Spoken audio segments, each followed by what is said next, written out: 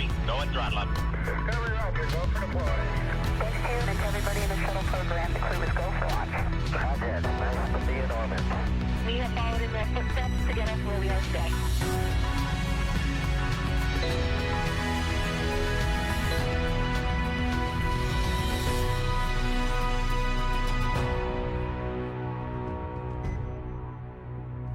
Good afternoon and welcome to our live coverage of the NASA SpaceX Crew-9 mission as it returns to Earth. Dragon Freedom departed the International Space Station at 1:05 a.m. Eastern. That was 10:05 p.m. Pacific time on March 17th for those of us here in California. On board Crew-9 are NASA astronauts Nick Hague, Sonny Williams, Butch Wilmore, and Roscosmos cosmonaut Alexander Gorbanov. And they are now on their way to the targeted splashdown site off the coast of Tallahassee, Florida. My name is Kate Tice, Senior Quality Systems Engineering Manager here at SpaceX. And joining me today from NASA Communications is Sandra Jones. Thanks, Kate. It's always such a pleasure to be here. Upon departing the International Space Station, Dragon underwent a sequence of departure burns. The crew then had a rest period and has since kicked off preparations for re-entry, including getting into their spacesuits and successfully performing a leak check.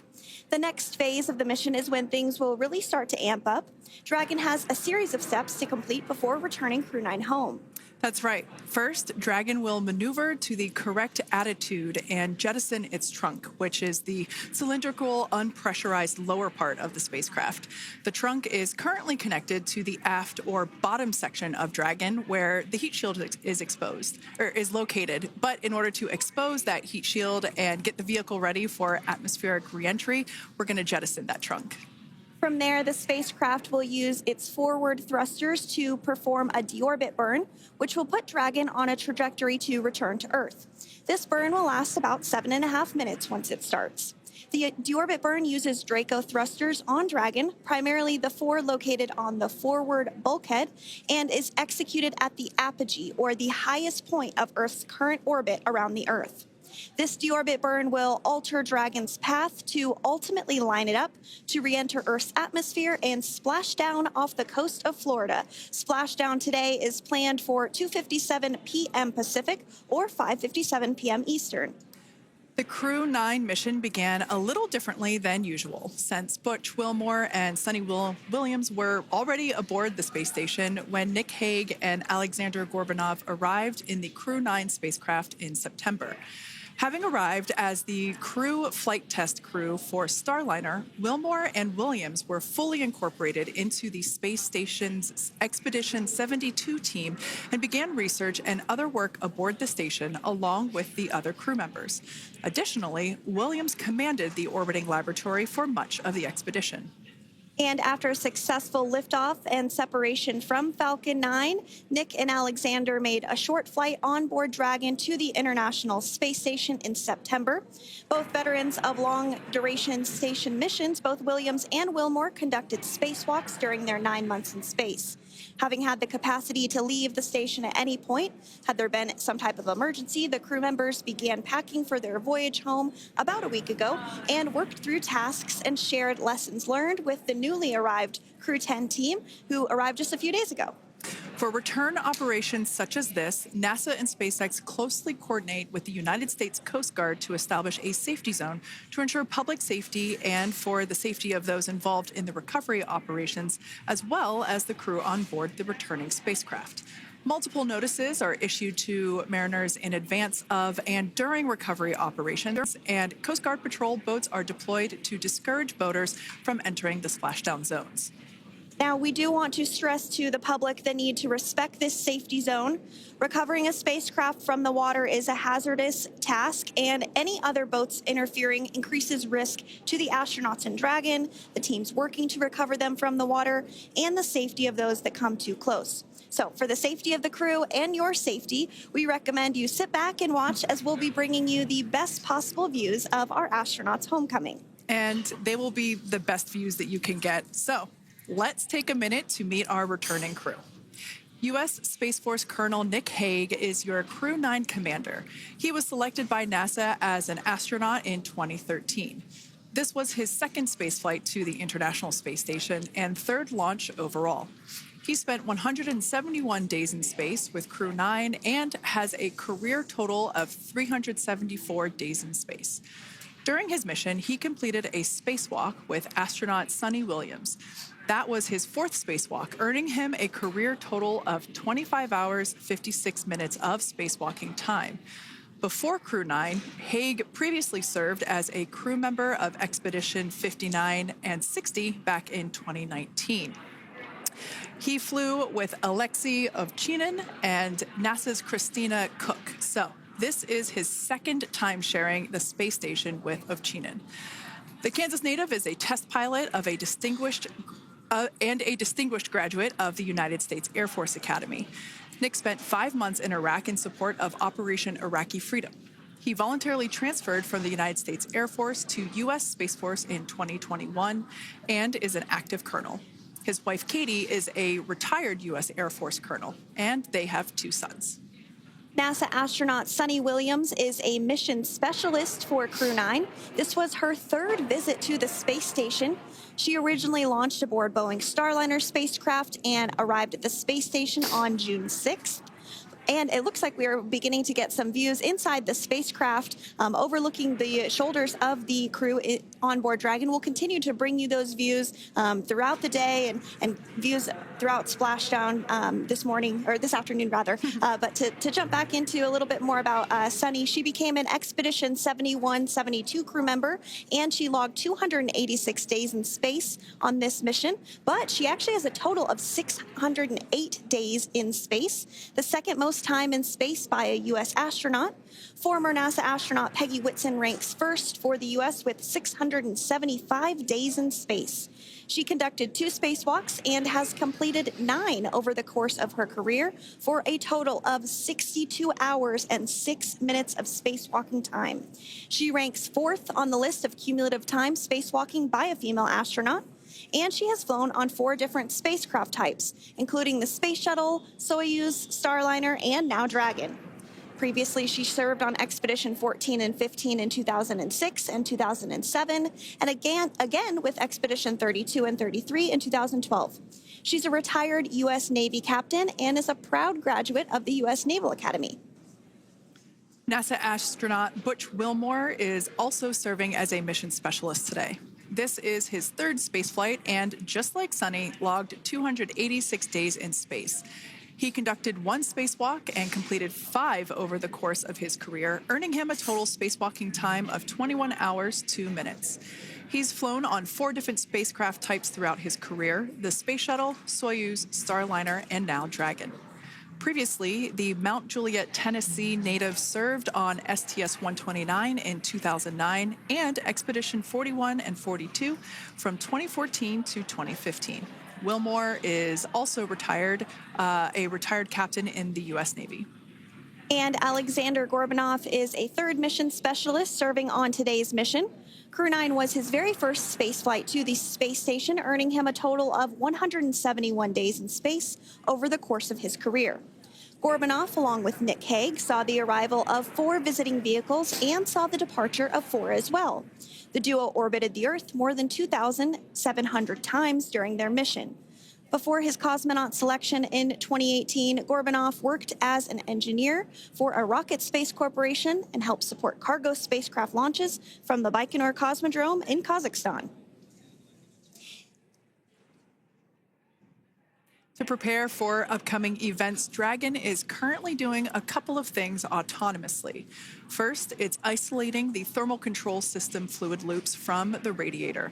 This system is what will help keep the internal temperature of Dragon very comfortable for Nick, Suni, Butch, and Alexander during the reentry phase. Dragon is also initiating separation of the claw mechanism, which will terminate data, power, and fluid connections between the spacecraft and the trunk in preparation for that trunk separation that I mentioned earlier. Now, as we saw before, we are hoping to get more views inside of the Dragon capsule. We will bring those, of course. We want to see more of our 4 crew members. But now a bit more of the Dragon Freedom capsule. It has flown on several missions for NASA. It first launched April 27th, 2022. to the International Space Station on NASA's SpaceX Crew-9 mission. It was subsequently used for 2 private spaceflight missions to the space station for Axiom Space, Axiom Mission 2 in May 2023, and Axiom Mission 3 in January of 2024. And of course, Crew-9 launched last year, is September 28th. So yeah, a little bit about the Dragon Freedom capsule. Here, a view that we have once again between the shoulders of Commander Nick Hague, who is on the left-hand side of your screen there, and Mission Specialist Alexander Gorbanov there on the right. That's right, Kate. And the next major milestone that we're looking ahead towards this afternoon is claw separation. We're targeting that claw separation at 2:05 p.m. Pacific time this afternoon, so less than 10 minutes from now. Continuing to get some views inside Dragon Freedom. To the far left there is NASA astronaut Butch Wilmore. And as you can see, the crew is suited up in their space suits. They are suited up in what we call dynamic phases of flight. So when they launch, when they dock, when they undock, when they return back for splashdown. We might hear some call outs on the loops about putting their visors down. That will happen just prior to deorbit burn. And you'll hear us pause when some of those communications happen. That's because we want to make sure that we are relaying the best information to you all, and so that you hear it as well. So if you do hear us pause, that is what we're doing. You also see they have their on there, and I know the gloves are pretty unique on the Dragon spacesuits, right? They're custom created? Yes, the spacesuit overall is custom fit for each astronaut. These gloves enable usage of the touchscreen panels that they have in front of them. We can't see it from this view, but that view we saw earlier between Alexander Gorbanov and Nick Hague, that is a touchscreen. It allows the crew to monitor everything that Dragon is doing, along with those tablets that they have there on their legs. So yeah, the spacesuit itself is intended to act as a mini spaceship, if you will, as once the visors are closed, it is able to maintain a pressure in the unlikely event of a depressurization event for Dragon. So there we can see those screens I was talking about. So there in the center, we've got the location tracker, as well as on the left-hand side, it's mapping out the operations that Dragon is executing. The crew has to remain well informed of all these things that Dragon is doing autonomously. That basically means that Dragon is flying itself. The crew has the ability to gain control of the capsule if necessary, but the capsule is essentially going to bring itself home. But of course, in order to be familiar with Freedom, SpaceX, deorbit sequence start in 5 minutes.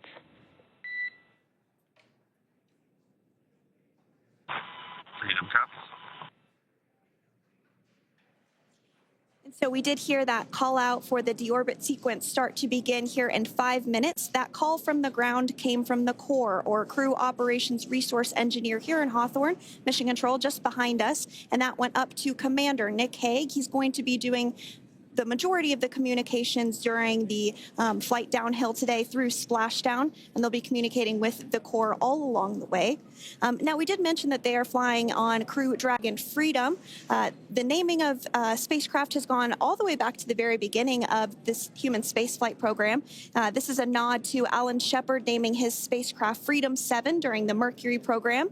And so the crew that first flew up on Freedom a few years ago had the opportunity to name this Dragon, and they named it Freedom. That was Crew 4 that was the first flyers on this spacecraft. It's also flown for Axiom Mission 2 and 3, and then, of course, today for Crew-9 as well.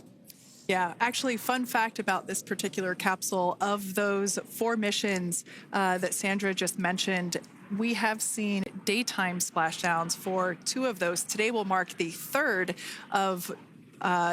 daytime splashdown. So there's something lucky about this particular capsule that gets daytime splashdowns. Nighttime is great because we can see even more clearly the capsule streaking through, but I personally love the daylight views because we really get even better views of the recovery team operations during that phase of the mission. Yes, absolutely. And if you follow along with our missions, you'll know that sometimes weather is a watch item when it comes to undocking and splashdown. We do splashdown in the water, so we want to ensure that parameters like wave heights and wind speeds and precipitation, lightning, all of that is looking good for the crew and the safety of those recovery personnel. And today the weather is just pristine. We got off of space station on the very first attempt. So I'm joking around and saying that it was because it was St. Patrick's Day and we got really lucky with the weather. I wouldn't disagree with that. Speaking of weather, we will be hearing from Core probably around 2:20-ish. Typically, before we enter the period of loss of signal, or LOS, we will hear an entry briefing from the Core, the Crew Operations Resource Engineer, and they will deliver important information like updated anticipated splashdown and loss of signal times to the crew, as well as the wave height and wind speed. So we'll be standing by to listen in on those. Like I said, that will happen shortly after. Typically after trunk separation. I can't quite remember if it's before or after deorbit burn. It must be before. But in any case, we'll be hearing all of that coming from Core. In fact, that individual is seated there in the room on your screen. That is SpaceX Mission Control in Hawthorne, California. That room is located just over our shoulders, and that is where Dragon operators are standing by on console, monitoring the progress of Dragon as it continues its way home. It's been, at the point of splashdown, it'll be about 17 hours since Dragon undocked from the International Space Station. The team there in mission control, there are multiple teams, in fact, and they cycle through shifts to ensure that everybody gets the required rest and sleep periods, just like the astronauts on board. That Crew Operations and Resource Engineer is seated there in the room, and that, like Sandra said, is the primary voice that we will be hearing communicate from the SpaceX team to the crew on board. That's right. And so it looks like we're about 3 minutes or so from the claw separation portion of today's flight. The claw is a portion on the spacecraft that holds the trunk to Dragon. Following claw separation, we're going to jettison or remove that trunk because it's no longer needed. The trunk has solar arrays on it that provides power to the Dragon spacecraft. But now that we're beginning the reentry process, we need to go ahead and jettison that trunk and able to expose the heat shield, which is really going to do the heavy lifting as Crew-9 re-enters the Earth's atmosphere. They come in at 17,500 miles per hour, so they really need to ensure that that heat shield absorbs that heat, and there's... Deorbit sequence start.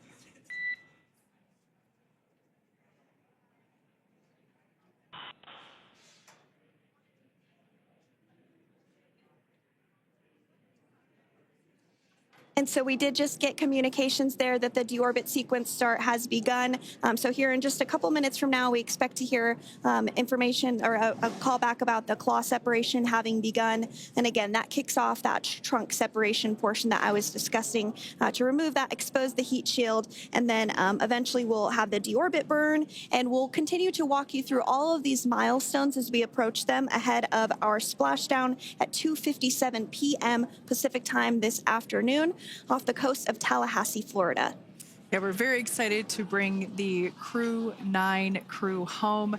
Sandra, we were talking about the trunk separation. That trunk is on a trajectory that will re-enter in the atmosphere and break up upon that re-entry. The heat shield itself is one of my favorite parts of the Dragon capsule. It is the workhorse of the re-entry phase. It will work to protect the Dragon capsule and the crew members on board during the re-entry phase as the temperatures outside of the capsule build up to, I believe, about 3,000 degrees Fahrenheit in excess of. And meanwhile, the interior of Dragon stays a very comfortable temperature. That heat shield does a lot of the work, and we'll see that plasma build up on the exterior of the capsule. As a result of the plasma that builds up, we will lose communications with the crew. This is known as loss of signal, or LOS. This is roughly a 10-minute period on average, even less than. I believe today it is probably about 6 or 7 minutes long. It kind of depends on the mission, and it happens for every Dragon capsule that re-enters the atmosphere. Due to that plasma buildup, we're not able to communicate or command the capsule, so we stand by while we wait to regain communication after we pass through that period of loss of signal and get what's known as AOS, or acquisition of signal. Continuing to stand by for claw separation, and then we'll look towards trunk separation.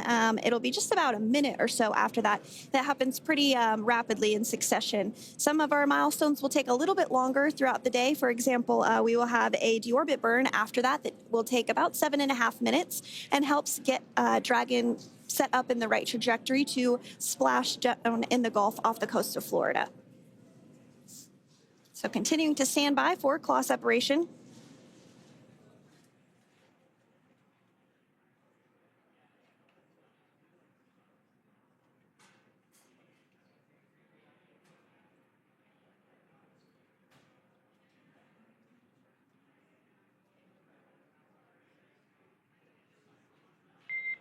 Nominal trunk jettison.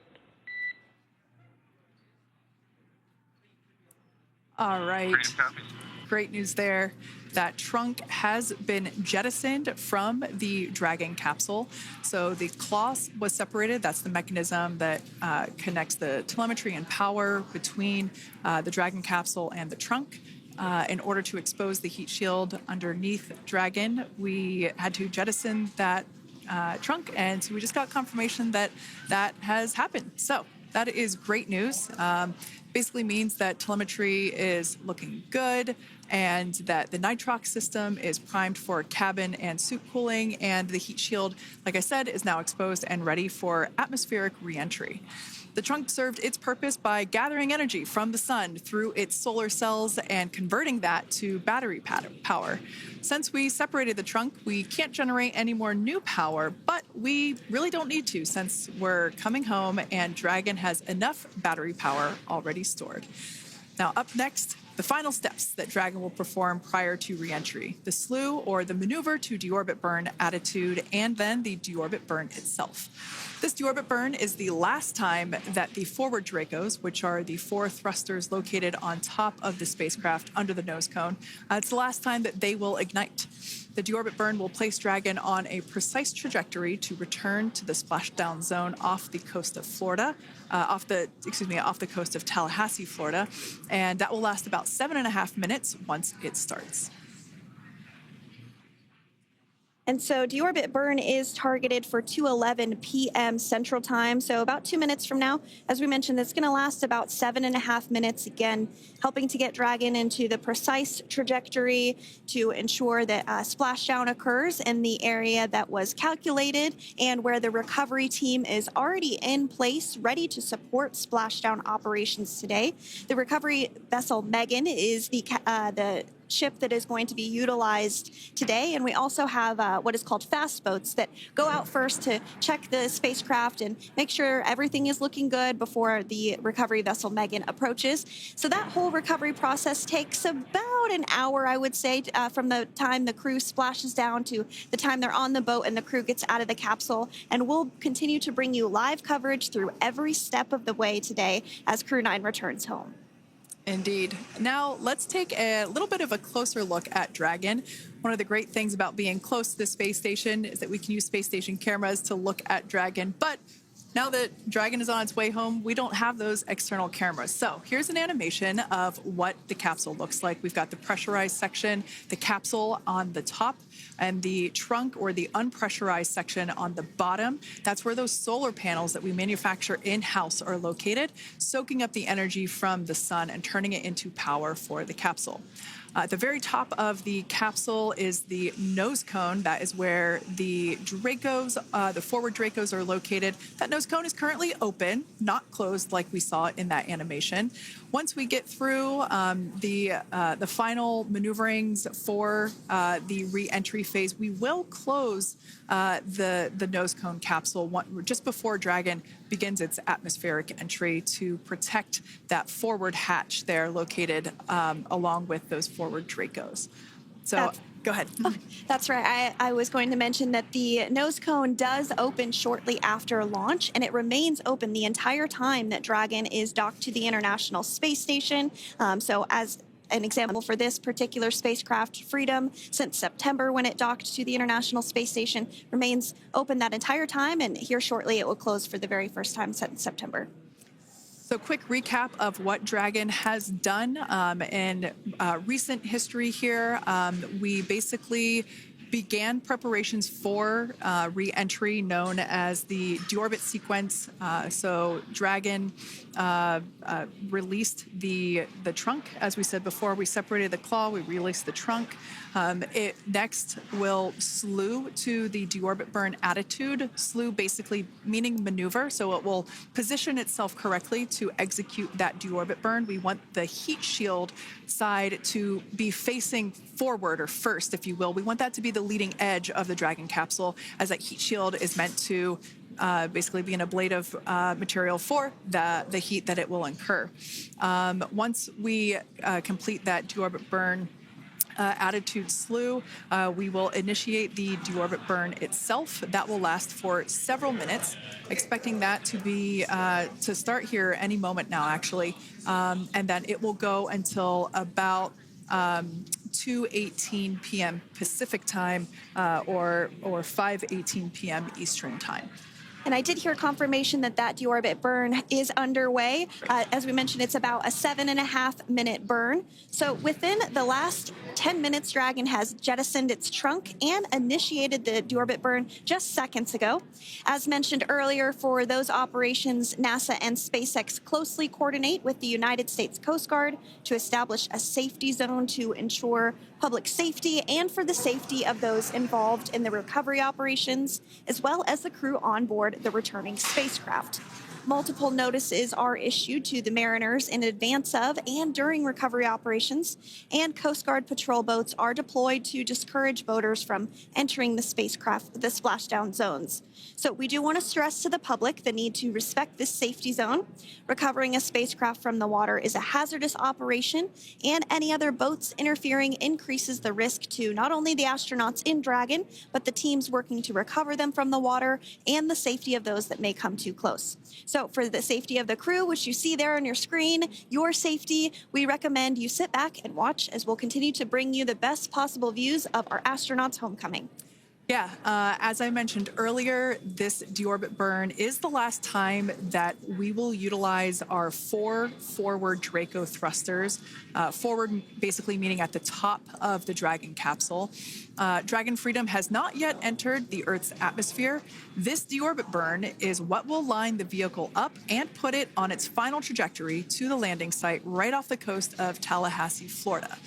So basically, it is the last burn that the Dragon spacecraft executes and is what really locks it in for that precise landing.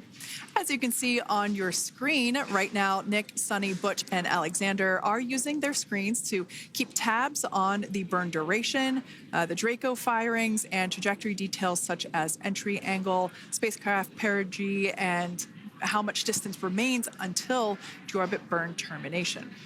As I mentioned earlier, Dragon is flying itself. So all the crew has to do is stay strapped into their seats and keep tabs on things. Although I must say, if I had one of those window seats, it would be pretty difficult to restrain myself. Now, with Nick, Sunny, Butch, and Alexander ready to deorbit and splash down back on Earth, they will be heading to one of 8 targeted sites supported by SpaceX and NASA. All of these sites are located off the coast of Florida, either in the Gulf of America or the Atlantic Ocean. Spreading the supported sites across multiple locations helps maximize the return opportunities for this mission and future crews, lowering the chance that we'll have to wave off due to bad weather.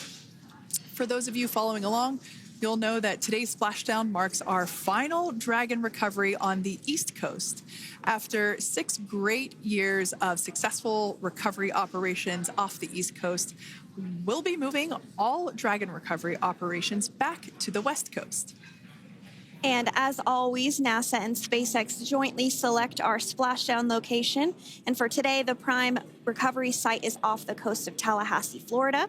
The selection process works with a lot of different variables, including the space station's orbital trajectory or path that it follows, what landing sites are available and have favorable weather, how much free flight capability Dragon has for the trip home, and the sleep schedules for the returning crew members, as well as, of course, the big one, the weather. We'll start with calculating daily return options based off of the space station's current orbit and Dragon's capabilities to maneuver and line up for re-entry. The time from undock to landing at the primary site can vary from less than 6 hours to more than 39. Getting home the quickest comes with some obvious benefits, but we always have to make sure the crew is properly rested for dynamic operations, preventing us from scheduling 20-plus hour days for them, of course. Trajectory and ballistic experts provide the daily opportunities that would line up Dragon with the 7 landing zones and split them into what we call ascending and descending opportunities. Dragon uses its Draco thrusters after leaving station to execute a series of altitude-lowering maneuvers and to line up with the selected primary site. It can also change to different alternative sites while in a free flight if sudden weather moves in that we may need to avoid. So, as we mentioned, weather is something we're constantly looking at, making the final call to proceed about 2.5 hours before the crew undocks. So for the Crew-9 return, we looked at a number of weather items. Some of the obvious ones are no rain or a chance of lightning in the recovery zone, both for the safety of the crew inside Dragon and the recovery teams in the water. And we're also looking for wind speeds to be less than 15 feet per second or about 10 miles per hour, and relatively calm seas so that we can safely execute recovery operations, which includes landing a helicopter on the recovery ship to fly Nick, Sunny, Butch, and Alexander back to Florida. Once Dragon began flying today, we had a number of additional checkpoints to either proceed towards the primary site, head to the alternate, or select a new zone based on real-time weather data. These checks happened all the way up until we were in the final hours before the deorbit burn, which has just about a minute or so left in it. And this is the last burn in the trip home that commits Dragon to re-entering the Earth's atmosphere. Now, we are currently waiting to conclude the deorbit burn. We've got less than a minute until that finishes. We will expect to hear a call out for nominal burn, which will confirm completion of that deorbit burn for Dragon Freedom. We can see images there from the touchscreen display panels that the crew utilizes in flight. We can see the visualization of exactly which one of the 4 forward Draco thrusters are firing. That's why you have kind of like a strobe effect there.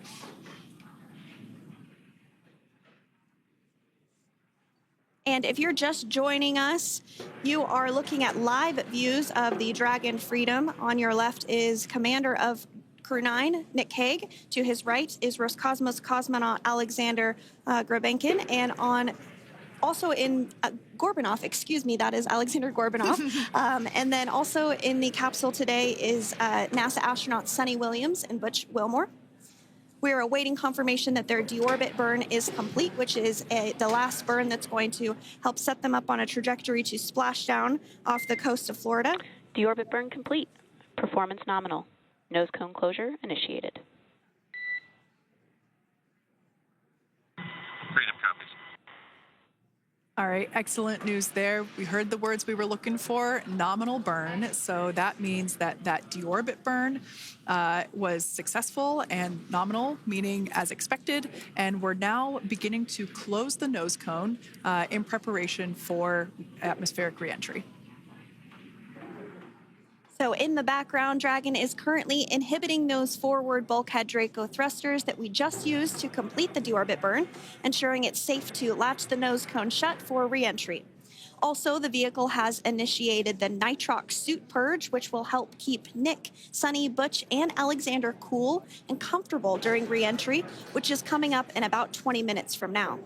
At this point, the nose cone is closing and protecting the forward hatch for re-entry, and the crew are using their screens to continue to monitor the locking of the nose cone, which is done by a set of hooks. And as we mentioned earlier, that nose cone has remained open since September, so this is the first time it's closing in a few months. Yeah, that's absolutely right. Now, we will be expecting, as I mentioned before, an entry brief from SpaceX Core. Again, that's the Operations Resource Engineer who is seated in that room that you see there on your screen.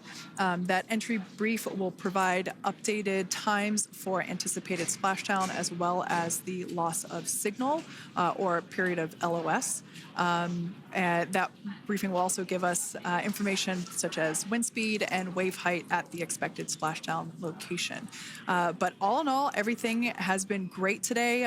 All events have been executed on time as expected, and we are looking forward to a splashdown of the Crew-9 crew at about 5:57 p.m. Eastern Time or 2:57 p.m. Pacific Time.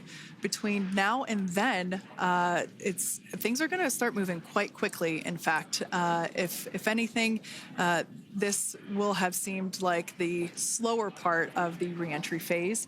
We're going to go through, like I said, that period of loss of signal or LOS. That period is a few minutes long where we are unable to communicate or command the capsule due to the plasma that builds up on the exterior of the capsule. That period, like I said, lasts for a couple minutes. You will start to hear SpaceX Core hail the Crew-9 crew a little bit earlier than expected because we, in the past, have actually regained communications a couple minutes earlier than initially anticipated. So we'll go through that period of loss of signal, that entry period, that specifically when the Dragon spacecraft is re-entering through the atmosphere. Approximately at about 18,000 feet when the capsule is traveling at 350 miles per hour. We will see our first views of parachutes for the day. It's one of my favorite moments of return sequences is when we get to see the drogue parachutes. We'll see the drogues come out. Those drogues will help slow the vehicle down to about 119 miles per hour. And then that is when the main parachutes will come out from the Dragon spacecraft and then ultimately end in splashdown. And we are hearing confirmation that the nose cone is closed and everything was nominal or as expected with that closure. So as we begin the second half of entry, Dragon is now beginning to inject cooled nitrox into the air being delivered to the spacesuits worn by Nick, Sunny, Butch, and Alexander. Again, this is what will allow the crew to remain comfortable while external temperatures reach 3,500 degrees Fahrenheit as they re-enter the Earth's atmosphere. So the heat shield is pointing forward, leading Dragon to the landing site. Yeah. Now, speaking of the heat shield, Dragon's primary heat shield is comprised of PICA 3.0, which stands for Phenolic Impregnated Carbon Ablator. The first-gen PICA was initially developed by NASA for studying and sampling comets within our solar system. SpaceX partnered with NASA to develop PICA X, which was the second-generation product used on all Dragon 1 cargo resupply service missions that resupplied the International Space Station on 20 missions. PICA 3.0 was developed specifically for use on Dragon 2 crew and cargo with enhanced structural and thermal capabilities that allowed the heat shield to be even more effective in the way that it utilized the ability to make that heat ablate as it goes through the Earth's atmosphere.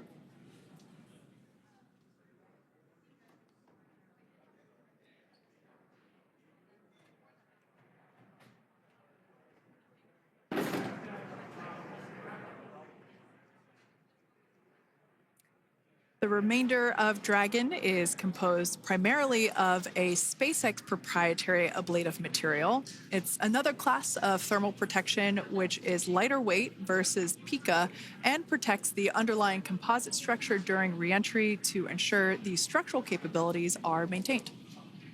While Dragon will experience temperatures well over 3,000 degrees during peak reentry conditions, the characteristics of the thermal protection system coupled with the environmental control and life support system in the pressurized interior will ensure that Nick, Sunny, Butch, and Alexander stay cool and comfortable during all phases of reentry through splashdown. Now, if you've just recently joined us, we hope to regain views of our crew members inside Dragon Freedom, but we don't have those available at the moment due to ground station coverage. So we will bring those back to you as soon as we can. Now, after Dragon Freedom has re-entered the Earth's atmosphere, a series of parachutes will deploy to slow the crew's descent. First will be the 2 drogue parachutes, followed by the 4 main parachutes, and those will guide Dragon to its first contact with Earth since it launched back in September. Dragon will automatically deploy these parachutes when different pressure and positioning sensors on the spacecraft detect that they're at the right speed and altitude. Vehicle velocity at drogue deploy is approximately 350 miles per hour, and they deploy at about 18,000 feet. Now, when the vehicle velocity at main deploy is approximately 119 miles per hour, and they deploy at about 6,500 feet. When Dragon splashes down in the water, the vehicle velocity will be about 16 miles per hour, so you can really see how those parachutes help to slow down the crew inside the capsule. The highest G-load the crew is expected to experience today is about 3 to 5 Gs. Yeah, when you think about really fun roller coasters, they're about in that range. So I'm sure that our crew on board will be well equipped to experience those Gs. It's nothing for them. They go through much more intense training. And so we are continuing to make our way through a number of milestones today. We did have trunk separation. Freedom, SpaceX. Nose cone is secure for entry. Freedom copies.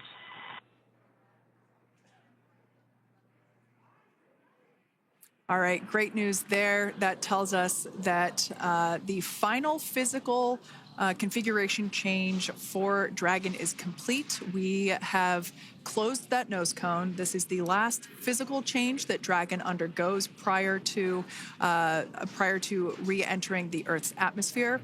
It's important that that nose cone is completely closed because underneath it is not only where the 4 forward Draco thrusters are located, but it's also because that is where the forward hatch is located. That is the hatch that is utilized for the crew to ingress and egress from the station while it is docked on board. And since our capsules are flight proven and we reuse them on future space flights, we want to make sure that all of the integrity of that hardware remains intact. So that nose cone is successfully closed, and we're going to start moving pretty quickly here.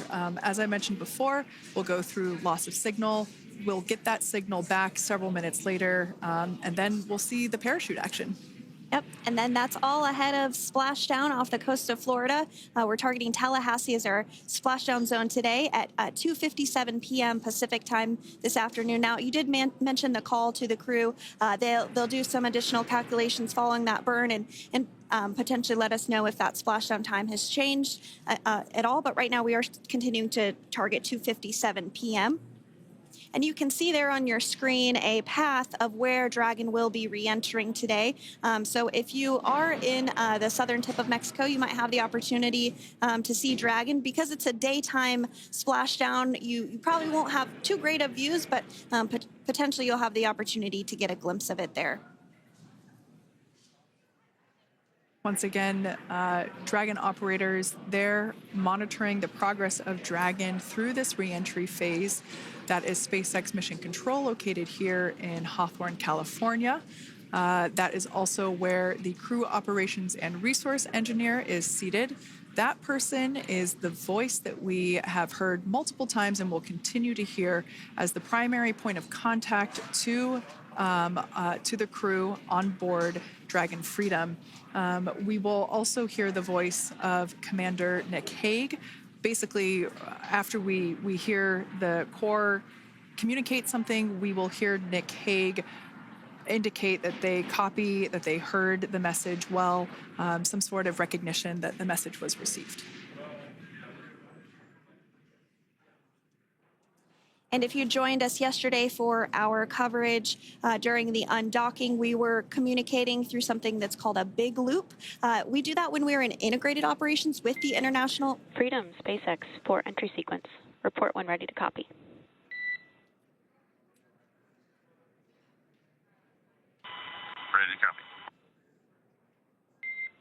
All right, I've got some updated times for you. Our COM blackout start time is 2144. Our COM blackout end time is 2151. And our splashdown time is the same per your displays, 2157.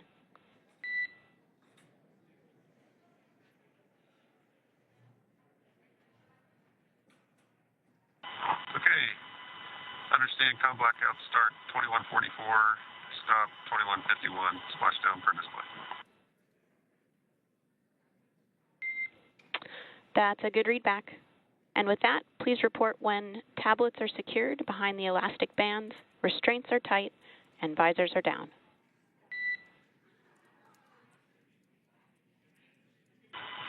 And copy, Wilco.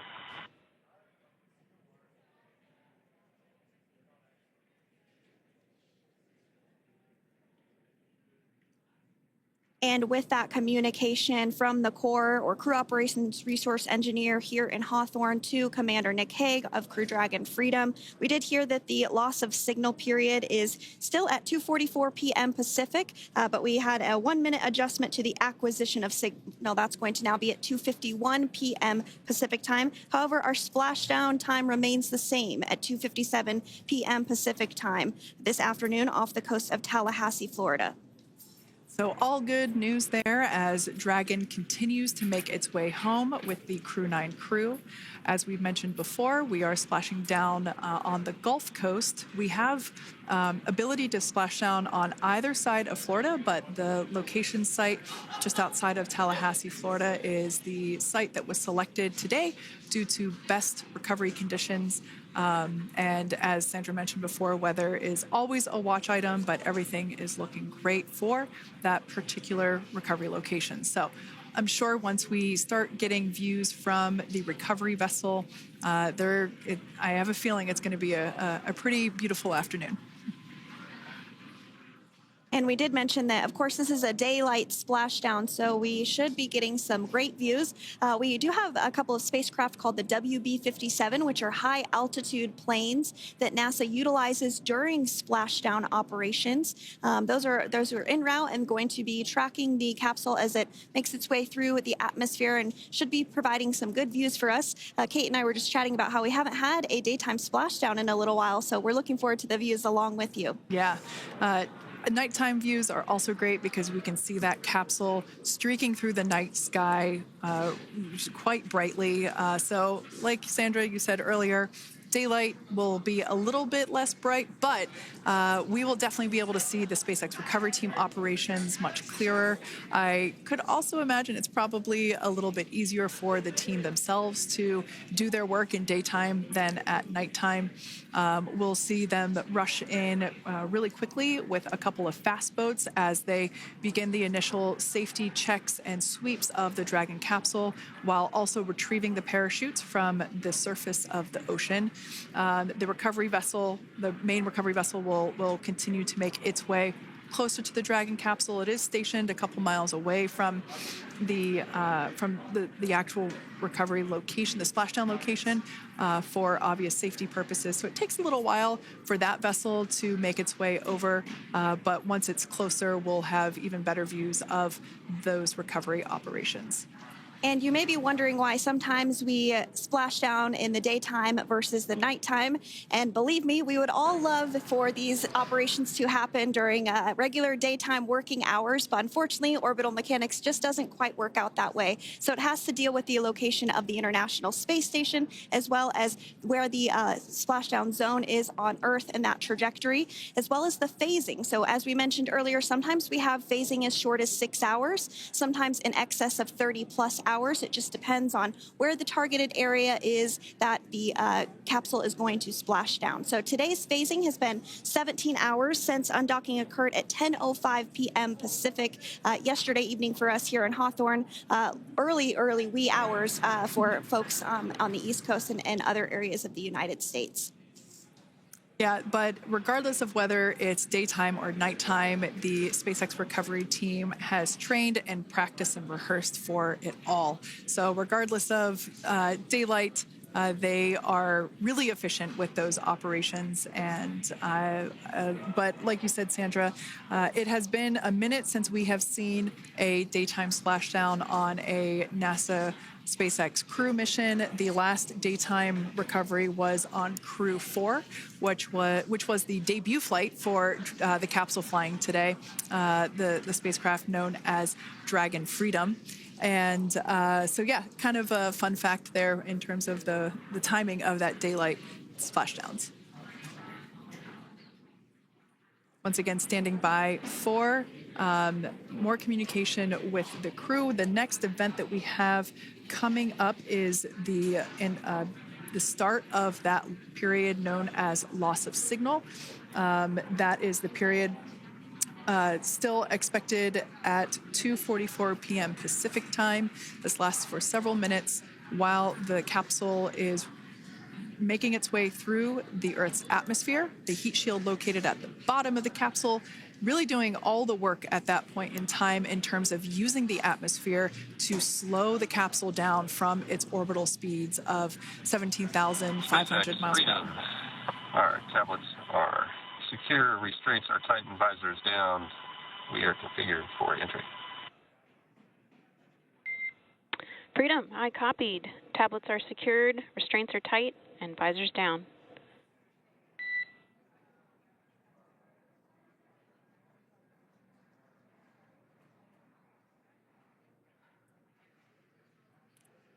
All right, great news there in terms of continuing to make progress. That back and forth communication we heard was just letting Core know that per their instructions, Crew-9 has now put away everything that was necessary in order to begin the re-entry, including those tablets that were located on their legs. Those are now stowed away. They've tightened that safety harness that we see there, and the visors are now down. So with all that being said, let's take a minute to meet our returning crew. U.S. Space Force Colonel Nick Hague is your Crew-9 commander. He was selected by NASA as an astronaut in 2013. This was his second spaceflight to the International Space Station and third launch overall. He spent 171 days in space with Crew-9 and has a career total of 374 days in space. During his mission, he completed a spacewalk with astronaut Suni Williams. That was his fourth spacewalk, earning him a career total of 25 hours, 56 minutes of spacewalking time. Before Crew-9, Hague previously served as a crew member of Expedition 59 and 60 back in 2019. He flew with Alexei Ovchinin and NASA's Christina Cook. So this is his second time sharing the space station with Ovchinin. The Kansas native is a test pilot and distinguished graduate of the United States Air Force Academy. Nick spent 5 months in Iraq in support of Operation Iraqi Freedom. He voluntarily transferred from the United States Air Force to U.S. Space Force in 2021 and is an active colonel. His wife, Katie, is a retired U.S. Air Force colonel, and they have 2 sons. NASA astronaut Suni Williams is a mission specialist for Crew-9. This was her third visit to the International Space Station. She originally launched aboard Boeing Starliner spacecraft and arrived at the space station on June 6th. Following the agency's decision to return Starliner uncrewed, she became an Expedition 71 and 72 crew member, where she logged 286 days in space on this mission. But Suni has a total of 608 days in space, the second most time in space by a U.S. astronaut. 5 minutes until predicted comm blackout. We'll see you on the other side at 21:51.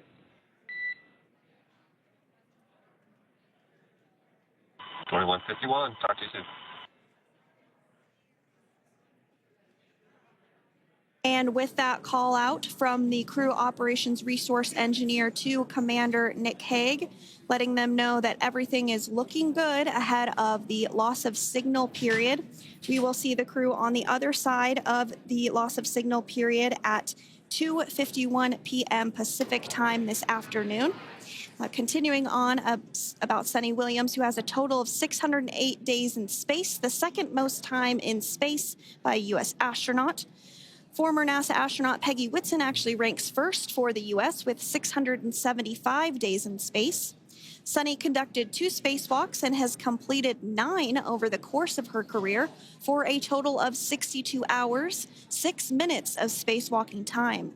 She ranks 4th on the list of cumulative time spacewalking by a female astronaut, and she has flown on 4 different spacecraft types, including the Space Shuttle, Soyuz, Starliner, and now Dragon. Previously, she served on Expedition 14 and 15 in 2006 and 2007, and again with Expedition 32 and 33 in 2012.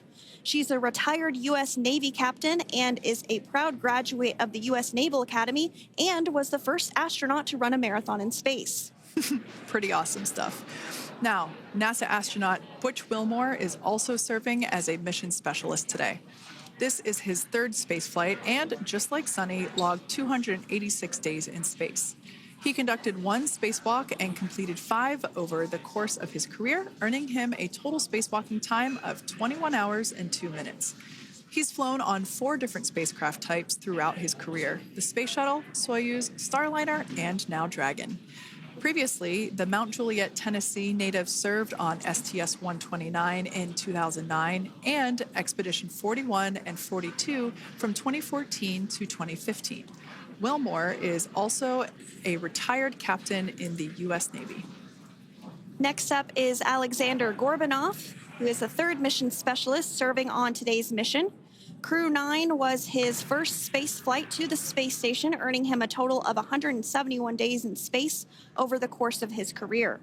Gorbanov, along with Nick Hague, saw the arrival of 4 visiting vehicles and saw the departure of 4 as well. The duo orbited the Earth more than 2,700 times since September. Before his cosmonaut selection in 2018, Gorbanov worked as an engineer for a rocket space corporation and helped support cargo spacecraft launches from the Baikonur Cosmodrome in Kazakhstan.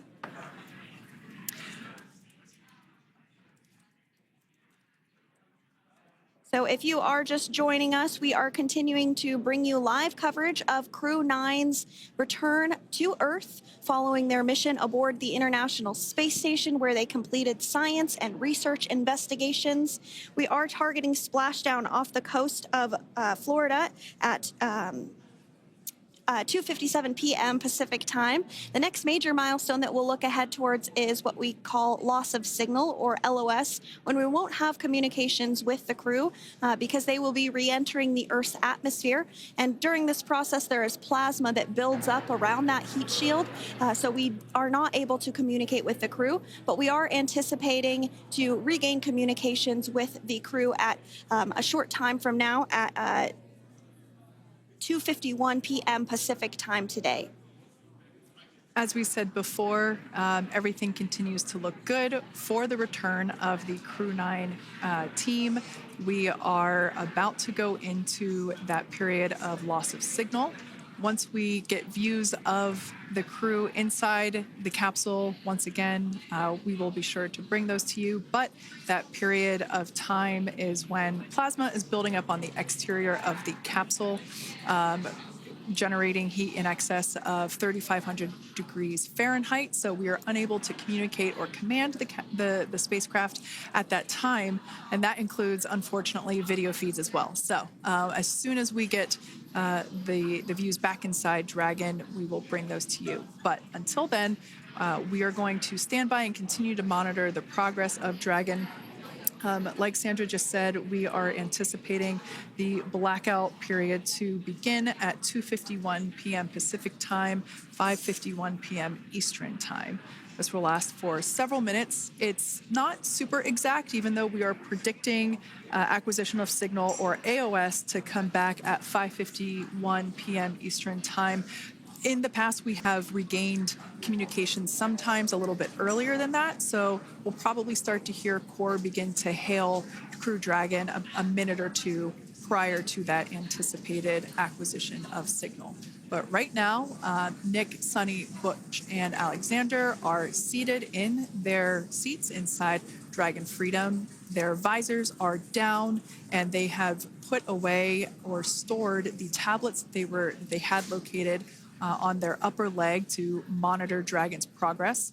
Now they will be utilizing the touchscreen displays where the current operation and future operations will be displayed as they are able to monitor Dragon's progress continually. As I said before, Dragon is autonomous, meaning it is flying itself. So the crew stands by and monitors, and those touchscreen displays are what will be allowing them to do so and prepare for events such as parachute deploy.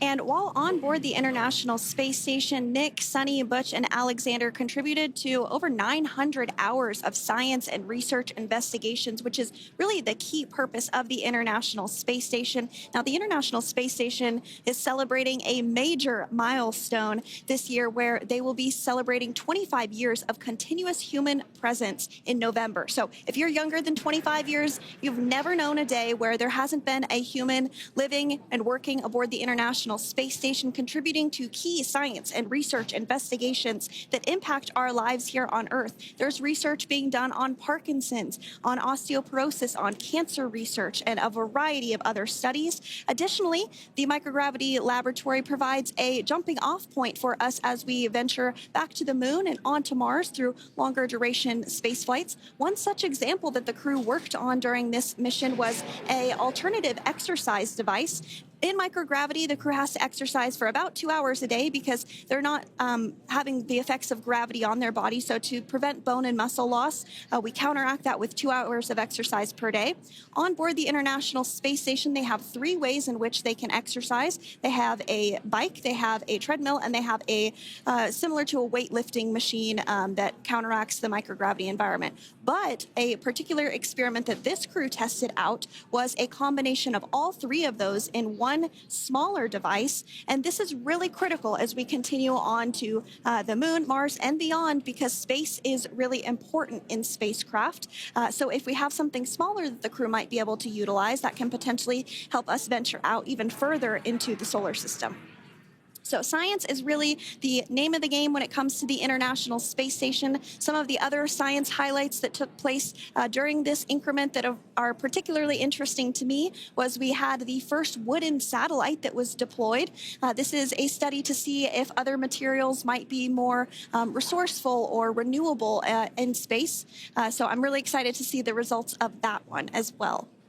Additionally, we had a couple of spacewalks that took place to not only provide maintenance to the International Space Station, but also where we swabbed the outside of the space station near vents to see if any microbes that we all have microbes on us, to see if any of those could survive in the harsh environment of space, which again is very important for us to know and understand as we continue to the moon, Mars, and beyond.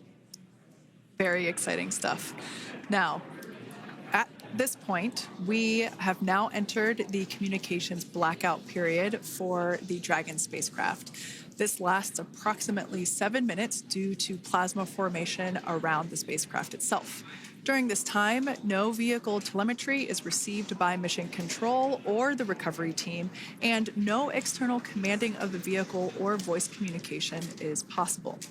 But as a reminder, Dragon is designed to fly itself. During re-entry, the vehicle will be slowing down from orbital velocity, which is approximately 17,500 miles per hour. The top temperature that Dragon will experience upon re-entry is 3,500 degrees Fahrenheit. This blackout period, as I said before, we expect it to last about 7 minutes today, concluding at 5:51 p.m. Eastern Time or 2:51 p.m. Pacific Time. We right there have our first view of Dragon Freedom coming home to Earth. And that view is from the WB-57, which is one of NASA's high-altitude planes that is tracking. Now, because of the way that this camera is configured, it does look like it is dark, but it is indeed daytime, and you're beginning to see that plasma trail as Dragon re-enters the Earth's atmosphere. All of that is expected. We are anticipating an acquisition of signal around 2:51 p.m. Pacific Time, so just minutes from now, and you may hear the core begin to hail out or call Dragon for communications and see if we can potentially get communications with them a little bit earlier. Following this, we'll have two events in rapid succession. We'll have the drogue parachutes deploy at 2:53 p.m. Pacific, followed by the mains just 1 minute later at 2:54 p.m. Pacific time, ahead of a splashdown at 2:57 p.m. Pacific time off the coast of Tallahassee, Florida.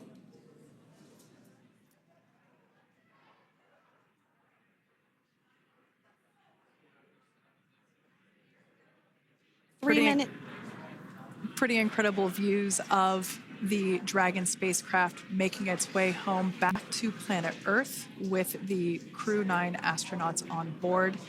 Once again, this view is coming from the WB-57 plane. That heat shield we can see doing magnificent work as it works to... Freedom, SpaceX, comm check.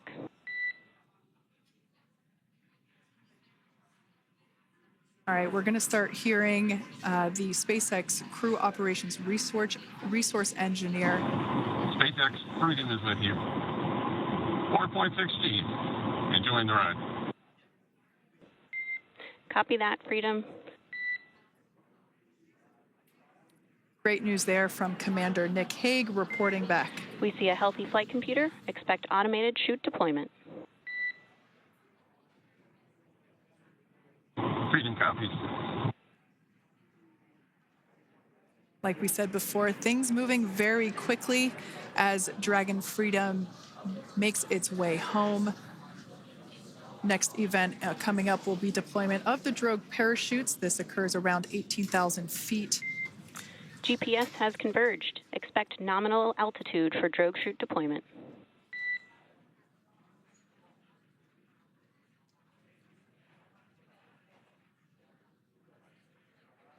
We're about 2 minutes away from deployment of those drogue parachutes.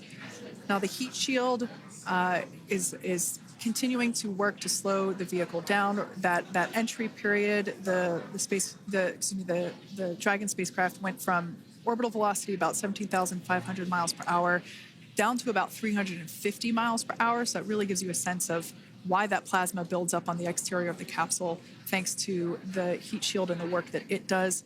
Those drogue parachutes will slow it down from 350 to about 119 miles per hour. We can see 15 kilometers. Brace for drogue window. We can see seat rotation happening inside the capsule. Great to get those first views of our crew members. Once again, the capsules are going about 350 miles per hour when the drogues are deployed. Those drogue parachutes that we manufacture here in-house are going to slow the spacecraft down to 119 miles per hour. And that is when we will see the main parachutes deploy, and that occurs about 6,000 feet above the ocean's surface. And we are expecting drogue deployment at 2:53 p.m. Pacific, so we should see it any second now. And there you are getting a great view of Crew-9 inside Dragon Freedom as it returns back to Earth. We are awaiting the drogue deploys. This view coming from the WB-57 high-altitude plane. And there you see it on your screen, drogue deployment. Drogue descent rate nominal. You can hear the crowd here. Visual on 2 healthy drogues. The crowd here very excited as Dragon Freedom continues to make its way back to planet Earth.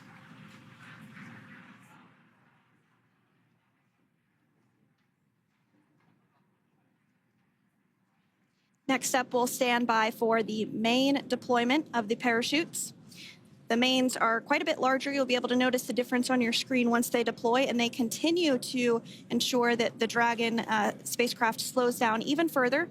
As we mentioned, Freedom will be traveling 16 miles per hour when it splashes down off the coast of Tallahassee, Florida, here at 2:57 p.m. Pacific time this afternoon. And there we go. We have visual on 4 healthy mains. That view was from inside. Freedom copy. That view was from inside one of the buckets where the parachutes are located. So we see a great view there of the reefing on those parachutes. And as those main parachutes begin to inflate fully, 4 beautiful, healthy mains. Now awaiting visuals of splashdown. Freedom, 1,000. We'll start to hear Commander Nick Hague. Copy, 1,000. As we heard right there, Commander Nick Hague will be calling out the altitude of the Dragon capsule from here on out. Landing in water is simpler and provides more margin against unlikely parachute issues. You can see those parachutes continuing to slow the Dragon capsule down. And if you're just joining us, you're looking at 800 meters. a live view of Crew-9, just minutes away from splashing down off the coast of Tallahassee, Florida. Splashdown 2 minutes from now at 2:57 p.m. Pacific. We do have 4 healthy mains really doing the job there. Just breathtaking views of a calm, glass-like ocean off the coast of Tallahassee, Florida. Crew-9 just minutes away from splashing down. This is really such an incredible shot. Copy, 600. That was a live view from our recovery vessel, Megan, which is stationed a couple miles away from the splashdown site. We can see the crew there using their restraints as resting places for their arms. They were just in space moments ago, so their arms were able to float freely. 400 meters. This is a gorgeous bluebird day here that we have for the splashdown of Crew-9. It's incredible to think that the Dragon capsule just minutes ago was going over 17,000 miles per hour, and now gently coasting to a soft splashdown. 200. Copy, 200 meters. Brace for splashdown.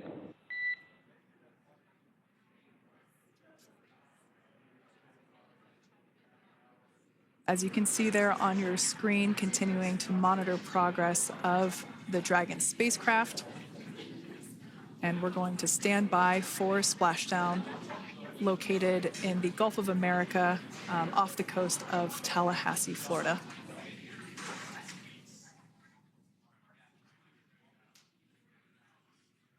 And splashdown. Crew-9 back on Earth.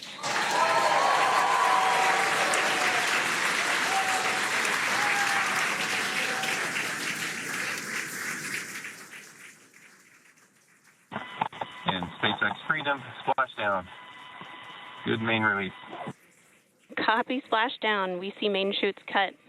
Nick, Alex, Butch, Sunny, on behalf of SpaceX, welcome home.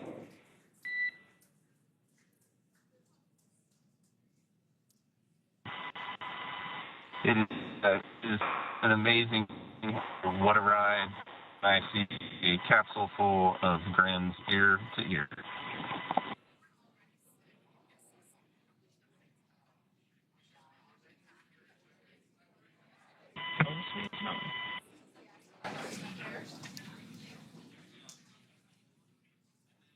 And as you can see on your screen, we have visual confirmation of splashdown.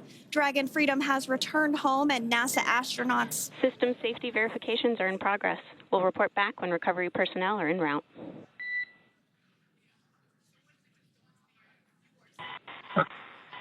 Understand, and we're in section 2, 4.800 landing response, and looking for your words on if it is necessary.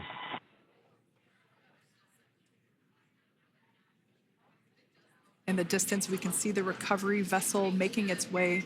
Copy, you're in section 2 for the environmental assessment in 4.800. That is not necessary today. Understand.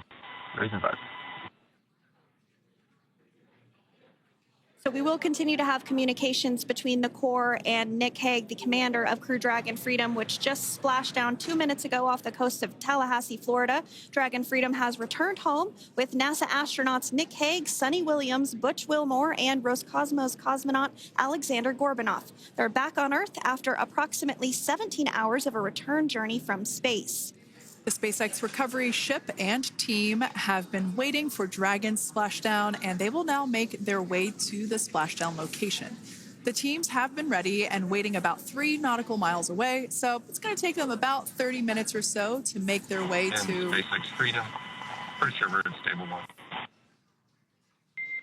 Copy, stable 1. We see the same.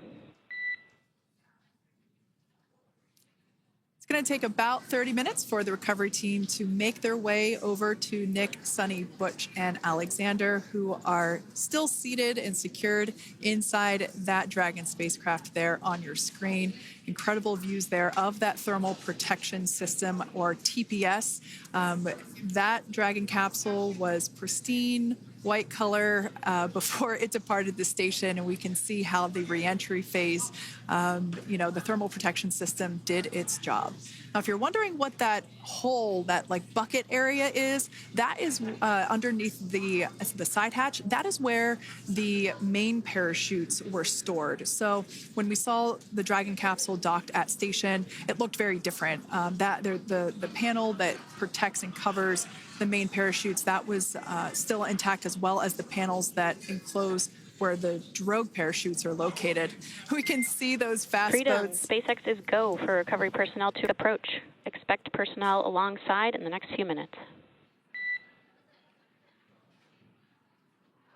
Freedom copies.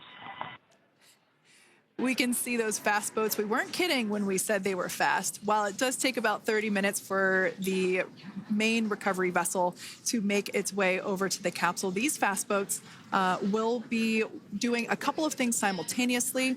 A couple of them are going to be working to retrieve the parachutes that you see in the background there of this drone shot. Those parachutes will be retrieved from the ocean surface. We want to make sure we are able to pull those out. The recovery vessel there closest to the spacecraft is going to be performing some safety checks. We can see there they're using an instrument that is basically working to detect if there are any hypergolic vapors or fumes that are still residing in and or around the Draco thruster nozzles or outlets. The hypergolic fuel, which is necessary for on-orbit burns to maneuver the spacecraft. Unfortunately, those hypergolics are unable to be breathed. They are toxic, and so this team here is doing those initial safety checks to make sure that it is safe for the rest of the recovery team to approach the spacecraft. They're also checking to make sure that any residuals from the pyros are safe and are not going to cause any issues. We can see the team working their way around the spacecraft to do these these sniff tests on all of those Draco thrusters. And as we continue to await the recovery of our Dragon spacecraft with NASA astronauts Nick Hague, Sunny Williams, Butch Wilmore, and Roscosmos cosmonaut Alexander Gorbanov inside, Dragon has autonomously completed several steps to safe itself following splashdown. We are continuing to see Dragon in what is known as stable 1 configuration. That's kind of the ideal configuration following splashdown. It's upright, and the Dragon capsule is in the right configuration for it to be hoisted into the recovery vessel Megan, which you do see a little ways off in your screen approaching.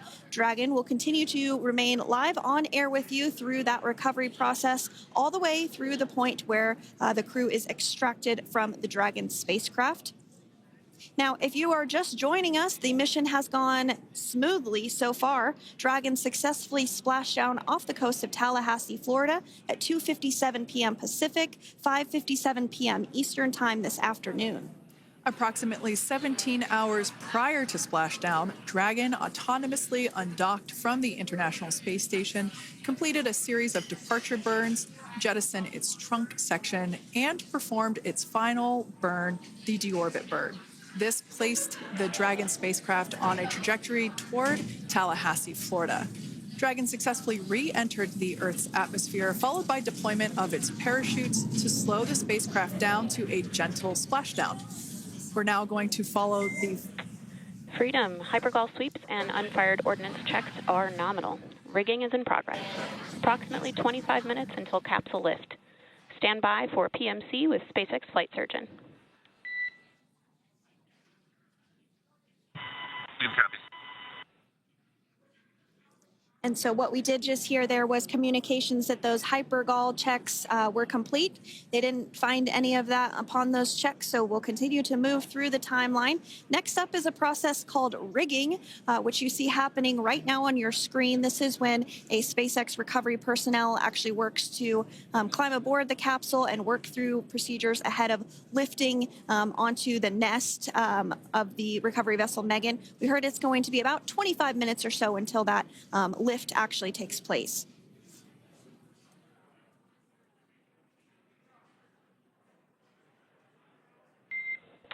Okay, Freedom, the next call will be from the SpaceX flight surgeon on Dragon to Ground Private.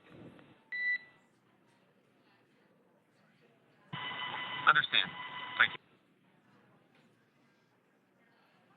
Callouts there indicating that the crew will have the opportunity to do a quick check-in with the SpaceX flight surgeon.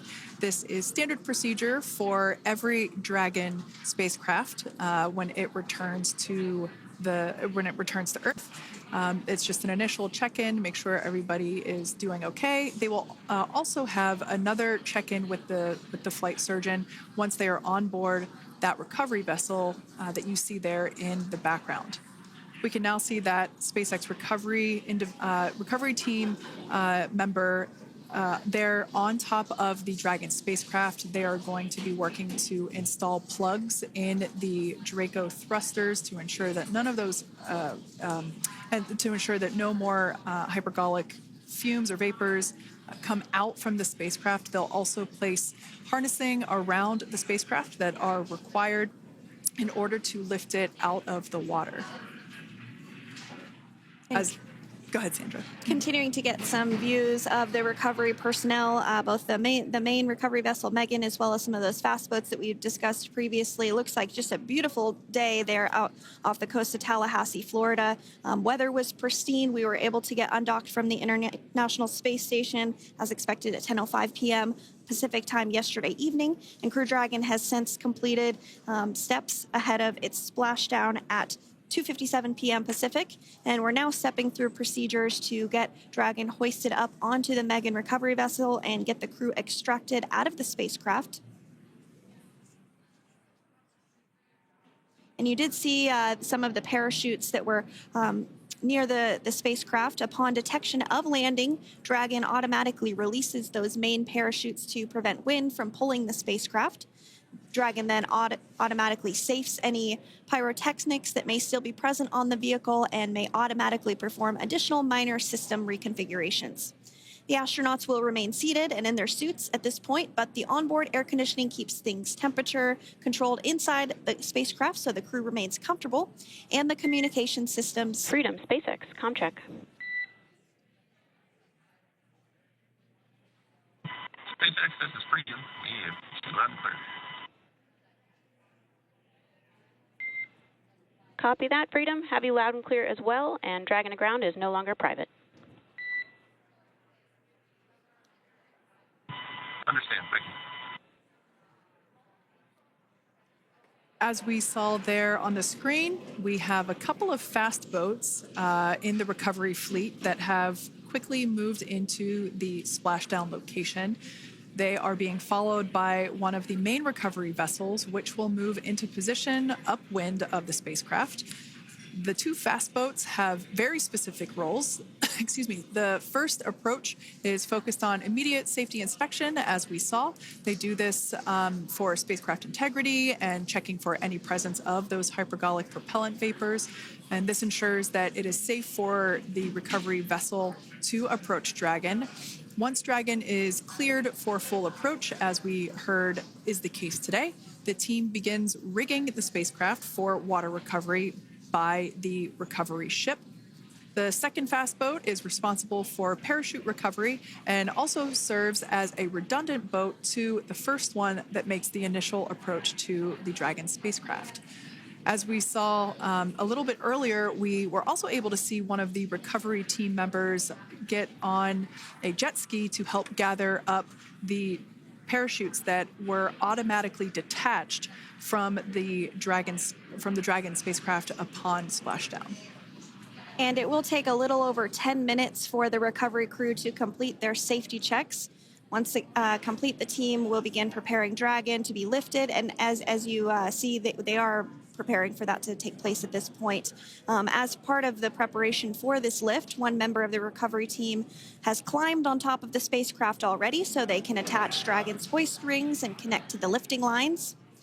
It will take us less than an hour to raise Dragon to the recovery boat and remove the crew from the spacecraft. After medical checkouts, the crew will return to land within 4 hours by helicopter. And if no additional medical assistance is needed, the crew will board a waiting NASA plane and depart for Houston.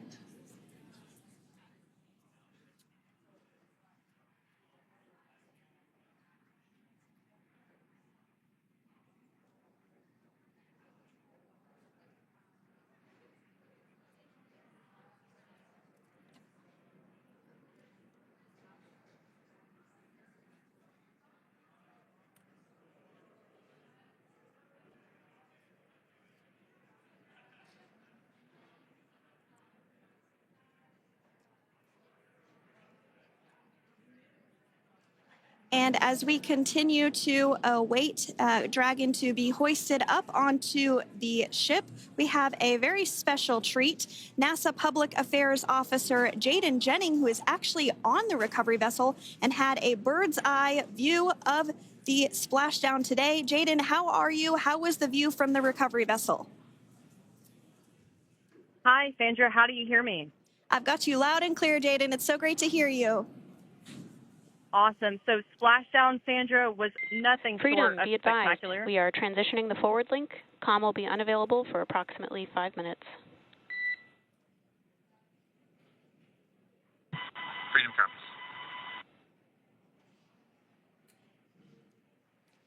Thanks so much, Jaden. We did just have some communications letting us know that we'll have about a 5-minute period where we won't be able to hear from the crew. So please go ahead, tell us, how was the view from the recovery vessel?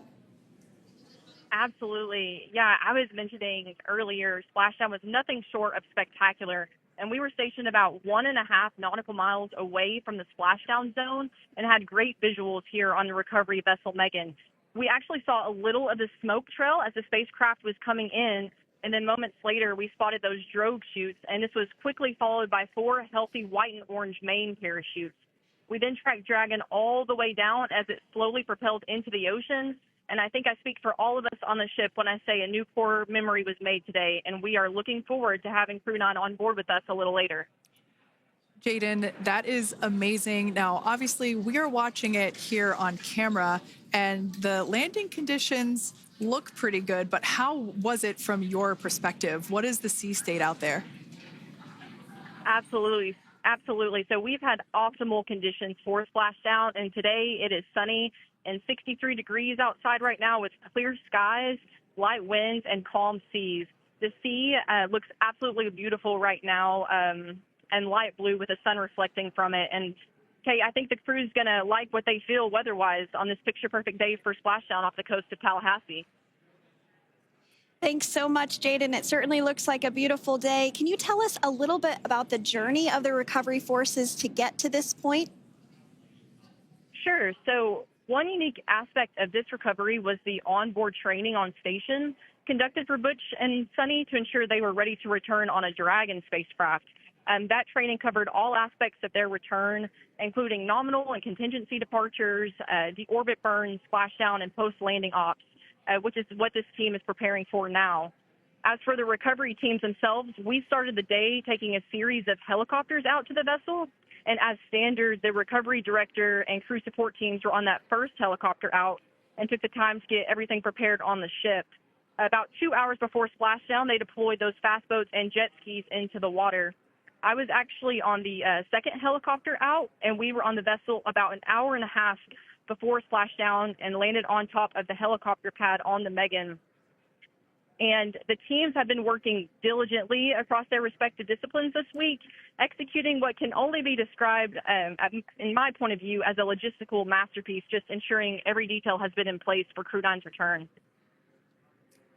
That is such great news. I'm so glad that you're able there to experience it in person. Now, can you tell us a little bit about what's next to retrieve the crew for the recovery personnel on board? Yeah, Kate. So coming up next, Dragon will be hoisted into the on-deck translation system, or the nest, at the aft end of the ship, and then will be translated pretty quickly towards that egress platform. We'll perform another series of safety checks as final precautionary measures just to make sure there are no hypergolic vapors present before opening that side hatch. And then once that side hatch of the spacecraft is open, the crew will be assisted out of the capsule one by one from NASA and SpaceX. Freedom, SpaceX, ComCheck. Freedom's got you loud and clear. Thanks, Nick. I've got you loud and clear as well. We have completed our forward link transition. Copy.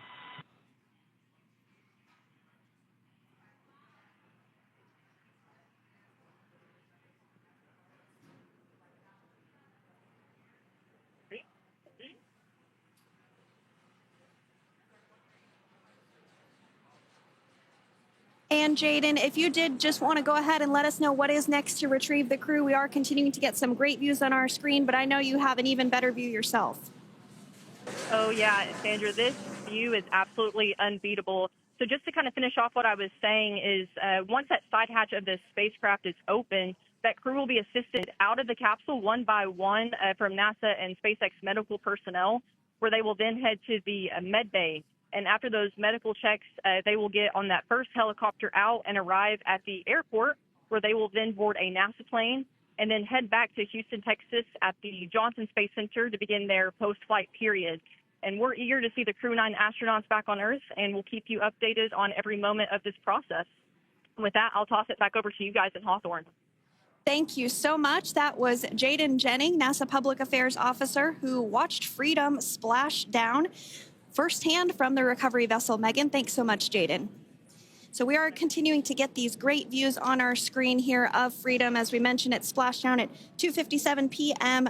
Pacific time off the coast of Tallahassee, Florida. The recovery personnel are continuing to step through procedures to hoist Dragon onto the recovery vessel Megan there, which is now coming into view. You can see just how close Megan is at this point, and that's that helicopter pad that Jaden was just discussing, where the crew will fly off of onto the coast of Florida, and then eventually they'll fly back to Houston.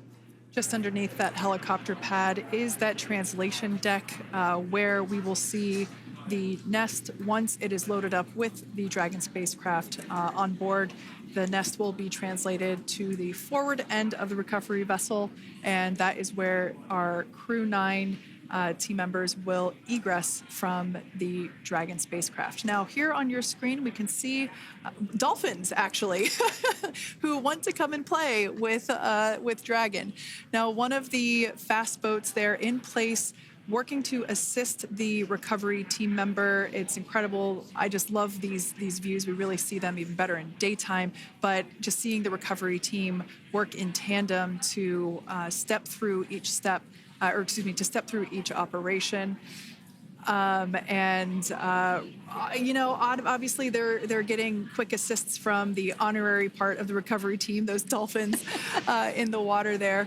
Now, the recovery team member that is crawling around the Dragon spacecraft.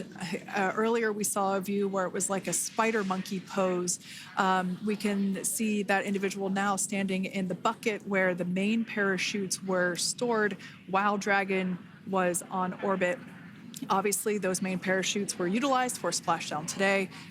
They were deployed and cut from the Dragon capsule, and one of the other fast boats of the recovery team working to pull those out of the water. Now, the recovery team member that is there working on top of the Dragon capsule, earlier we saw that person performing safety checks. Now we can see some harnessing being placed around the capsule. This harnessing is what will be used to lift the Dragon capsule out of the water and onto the recovery vessel. Wow, we got a cute little pod of dolphins. It wasn't just one or two. I mean, that water just looks beautiful. We had ideal splashdown parameters today. Obviously, wave height, ne'er a concern. The weather is beautiful, as Jaden mentioned, in the 60s, sunny. Looking forward to seeing Crew-9 exit the capsule here shortly once they get hoisted onto the recovery vessel Megan. We can see that recovery vessel slowly but surely closing the distance there between, oh, dolphin cam back again. We can see that the Dragon capsule and the recovery vessel, that distance is closing. Again, this is just one more step as we continue to work recovery operations for Dragon Freedom, and we anticipate the lift of the Dragon capsule to occur here in just a few minutes. Now, once all of the rigging is on the capsule and it's hooked up to the recovery vessel, we will see the hydraulic arm, which is that kind of like bridge-like structure there at the aft end of the recovery vessel. We'll see that articulate backwards, and that's a good sign that we're getting even closer to pulling the capsule out of the water. It will then move forward, and the capsule will be placed inside of what you can see there is basically a basket. We call it the nest, Dragon nest, where that's where the capsule will be placed in order for it to be translated to the forward end of the vessel and for the astronauts to egress. And before that does take place, we'll have potentially views of the rigger go ahead and jump off of the spacecraft there. That typically occurs when the spacecraft is a little bit closer to the recovery vessel, and we usually get a really good view of that particular operation from one of the onboard cameras from the recovery vessel. That is an operation that I have a lot of respect and admiration for, that individual that does that.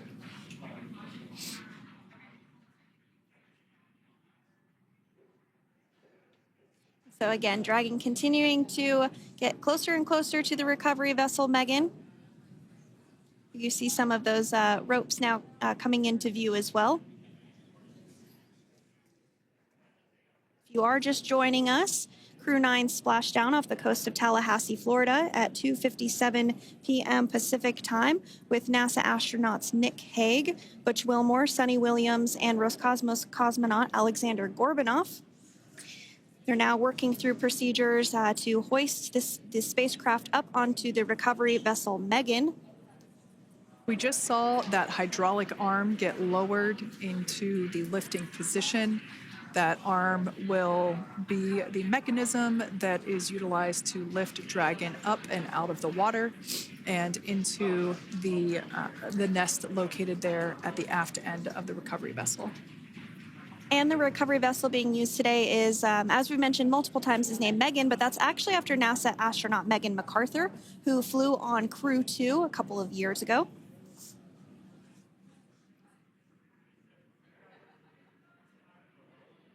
We're getting some views now from actually inside the boat. Yeah, you're exactly right. This view is straight down the recovery vessel. That platform that was closest to the camera, that is the egress platform. Freedom, rigging is almost complete. Approximately 5 minutes until capsule lift. Great news there from SpaceX Core.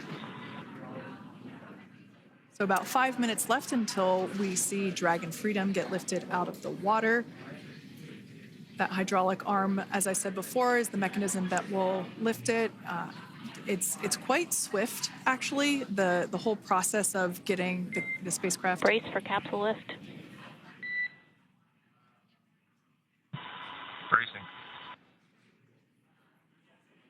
There it goes, Dragon Freedom being lifted out of the water and onto our recovery vessel, Megan.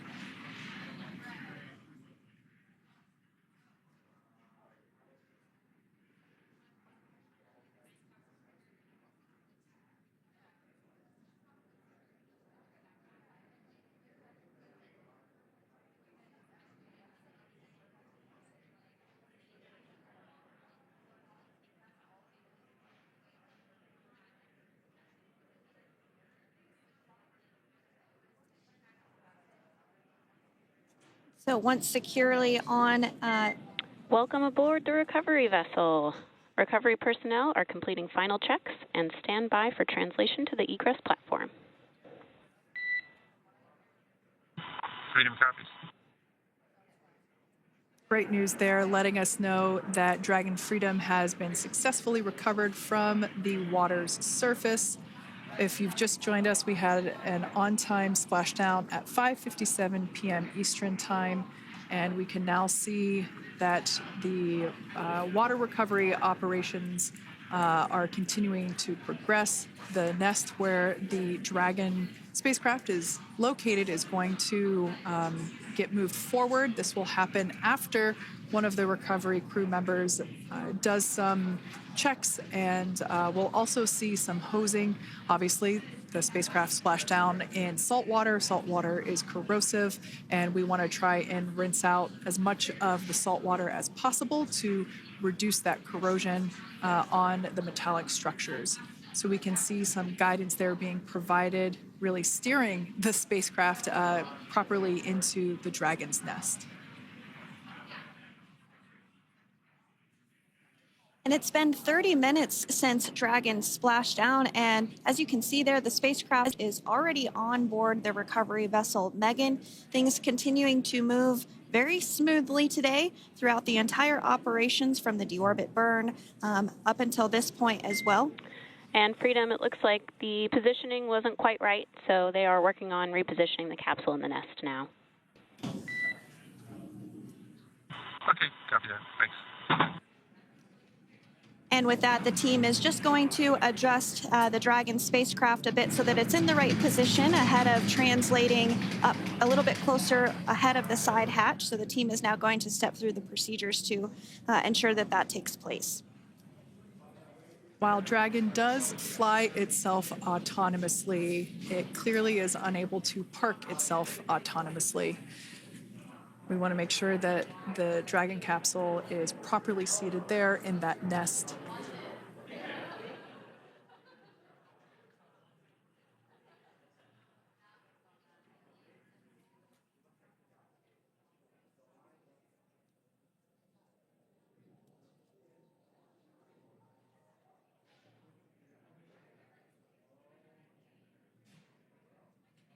Once Dragon is fully seated in the nest, we'll probably see a bunch of that salt water come out from the bucket there located underneath the side hatch.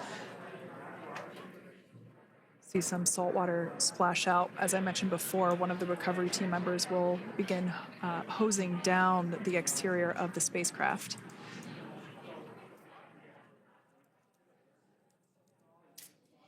So you are continuing to get some great live views on your screen of Crew-9, which includes NASA astronauts Nick Hague, Sunny Williams, Butch Wilmore, and Roscosmos cosmonaut Alexander Gorbanov, who splashed down off the coast of Tallahassee, Florida, 2:57 p.m. Pacific time this afternoon. Now working to get that spacecraft situated in the nest. Just making some final adjustments and tweaks to ensure that it's nice and secure.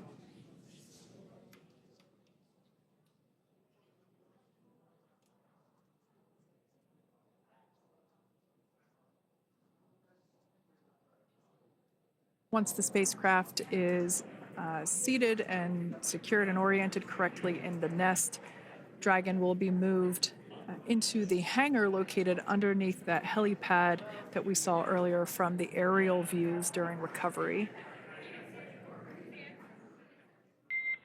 All right, Freedom, looks like you are settled into the nest now. Team is working through hypergol sweeps. Sheffield.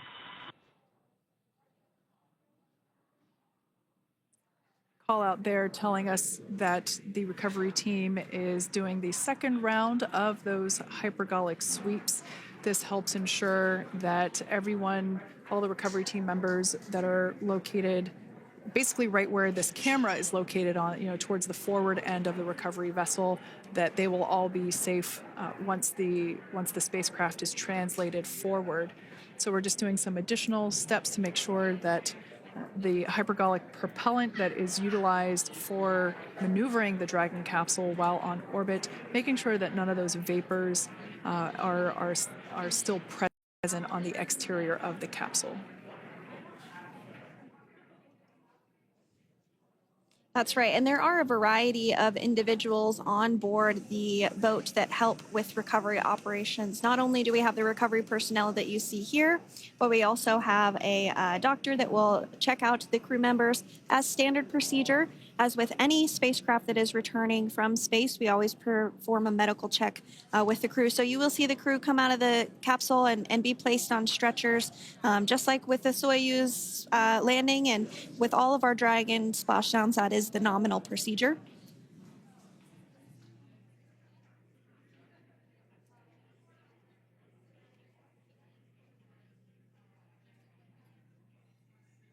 We'll stand by to see Dragon Freedom translate or scooch up a little bit closer to the camera angle that we're seeing right here. And then teams will step through procedures to get that side hatch opened. You see it right in the dead center of your screen there. It's kind of that rectangular shape. It has not been opened since Crew-9, which included Nick Hague and Alexander Gorbanov, launched back in September from the Kennedy Space Center in Florida. So that will be the very first time that hatch is opened. Once docked to the International Space Station, crew enter through the top hatch, which was where the nose cone is now closed. That's the hatch that they actually utilize to go ahead and get inside the International Space Station.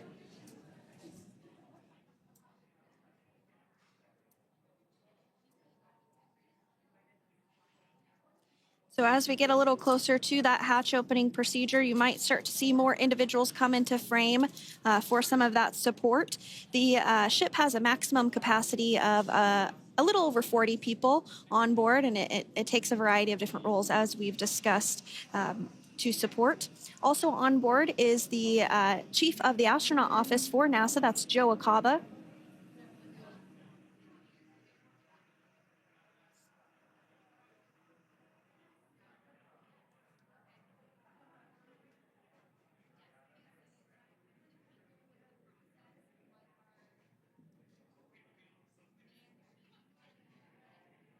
Now, while we are standing by for translation of the Dragon spacecraft to the platform there, the recovery platform that we see in the foreground, it is important to note that Nick, Sunny, Butch, and Alexander will be getting assistance from the recovery teams while exiting the spacecraft.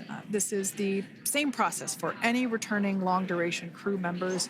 As you could imagine, returning to a gravity environment can wreak havoc on our vestibular system, which is responsible for maintaining balance and motion. Of course, safety is our number one priority with this operation, so we'll see the crew members helped out of the spacecraft one by one, and they will be assisted the few feet to the medical quarters aboard the boat. And on board Dragon are three veteran space flyers. That includes Nick Hague, the commander, as well as Butch Wilmore and Sonny Williams. Alexander Gorbanov is completing his very first space flight on this mission, and he completed 171 days in space along with Nick Hague.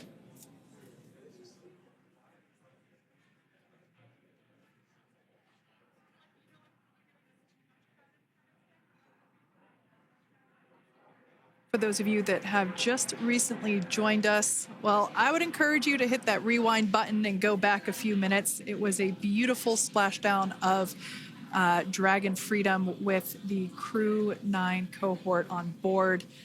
They had an on-time splashdown at 5:57 p.m. Eastern Time, 2:57 p.m. Pacific Time. We can see that the spacecraft Freedom, translation is in progress. Copy, and seal it. We can see that spacecraft was successfully recovered from the ocean surface and is now being washed with fresh water, as obviously they splash down in salt water. So we're trying to rinse off as much of that salt water as possible. And we can see the spacecraft continuing to move closer and closer to that recovery deck. Freedom, the crew is working on side hatch opening now. Expect hatch open in about 2 minutes. Okay, copy that. And Kira, just wanted to say that you guys, you and the team did an awesome job, both uphill and downhill. Just really, really impressed. Thank you. Thanks, Nick. It's been an honor. This is a pretty exciting moment coming up. We are working to open the side hatch. One thing that may not be obvious from, just looking at the spacecraft here is that this side hatch that we're about to open, the last time it was open was when this spacecraft was at the launch pad. This side hatch is what is used for initial capsule ingress and final capsule egress, but all comings and goings from the spacecraft while it is on board the space station are from the forward hatch, which is located at the top of the spacecraft under that nose cone. So this is a pretty exciting moment because it will be the crew's first breath of fresh air since boarding their ships at the start of their journeys last year. And the very first person that will have the opportunity to say hello to the crew once that hatch is open is a SpaceX medical recovery personnel representative. Then we'll see procedures take place to remove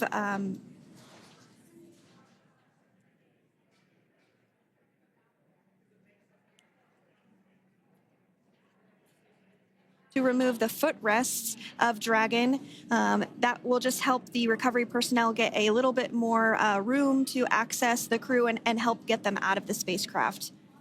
Yeah, you're absolutely right. Safety is, once again, top priority here, and removing those footrests from all 4 seats will be helpful as a SpaceX recovery team member will actually go into the capsule into Dragon Freedom to help the crew members unbuckle and stand up, and essentially we'll also see a fun little slide be put in place to help the crew members exit the spacecraft safely. So yeah, we're going to remove all 4 of those footrests to basically give a little bit more working room inside the spacecraft. That's right. And we did hear the go for that hatch opening, so we're just a couple minutes away from being able to see that. And then we might be able to get the chance to see a couple of views inside of the Dragon and see the crew following their splashdown. Now, opening that side hatch isn't quite like opening, the door to your car. We have to depress the seal around the side hatch, as well as, we'll now see them open that side hatch up.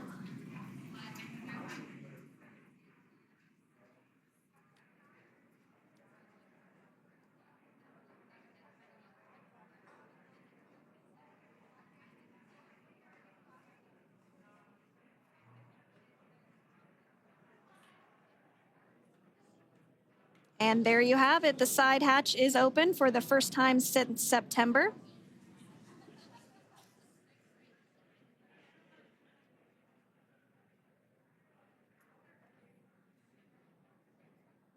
We can see some of the protective equipment there that was brought into frame that will help protect the edge of the side hatch, one from any potential damage. Oh, we can see the recovery crew member there taking photos of the side hatch seal. This is part of the standard operation for recovery. These photos will get saved into our procedure. We'll then install that protective frame around the side hatch. This helps to ensure The side hatch itself, the edges of it incur no damage while crew members are coming out from the spacecraft.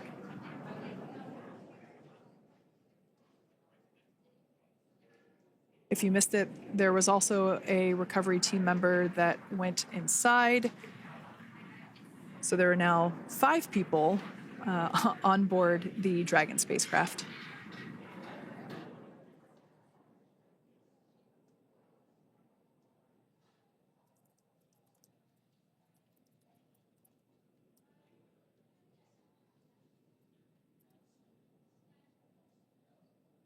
And if you are just joining us, it has not yet even been an hour since Crew-9 splashed down off the coast of Tallahassee, Florida at 2:57 p.m. Pacific time. The crew is now on board the recovery vessel Megan, and the hatch is open. The next major milestone that we'll see is when the crew will actually egress or exit the spacecraft. But before that, they'll continue to, the recovery personnel rather, will continue to install that protective area around the hatch and then remove the footrests. So we're a couple minutes away from seeing the crew egress, but not too long away.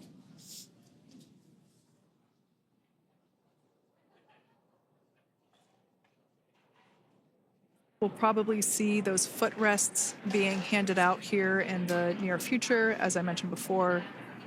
Oh, of course, we got to get a well-documented photo of the moment. Although we can't see it from here, I'm pretty sure there are 4 smiles on board right now. And we did hear that report out from the commander, Nick Hague, following splashdown, that there were four smiles as far as he could see. Yeah, capsule full of grins. Now, generally speaking... And there we do see Crew-9, some happy waves, smiles all around back on Earth.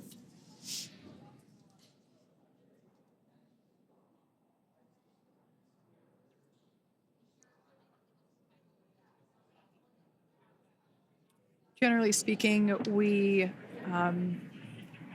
have the individuals in the 2 center seats of the spacecraft exit first. You might hear us refer to this as the exit process as egress. It's just another term for exiting the spacecraft. Generally speaking, we most of the time have the 2 center seats egress first, as it makes moving around inside the capsule a little bit easier.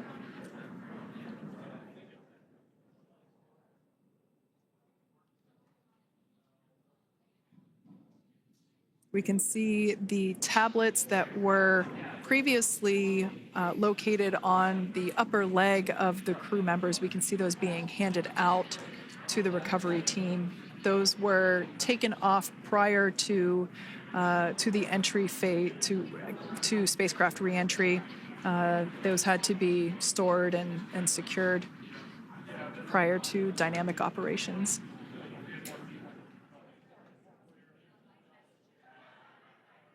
It looks like we are starting to see the footrests also be removed. I just saw one there on the screen. There are 4, of course, 1 for each crew member.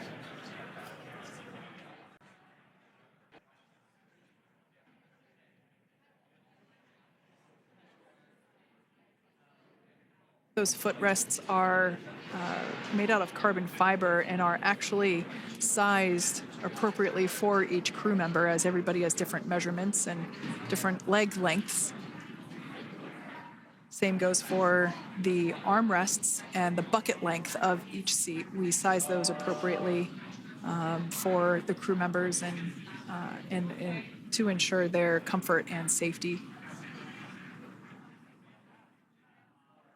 I believe we just saw the little ramp that is used to help slide the crew members out from inside the spacecraft. And once the crew does exit Dragon Freedom, they will be placed on to a stretcher to go to a medical bay for medical checkouts. This is standard procedure for all Dragon spacecraft flights that splash down crewed, as well as for our Soyuz spacecraft that land in Kazakhstan.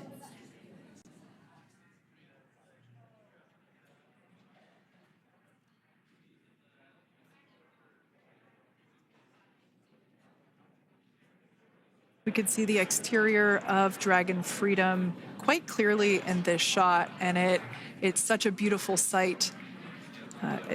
I personally prefer the capsule when it has some of that charring from atmospheric reentry. It is the signature sign of a capsule that has returned to Earth.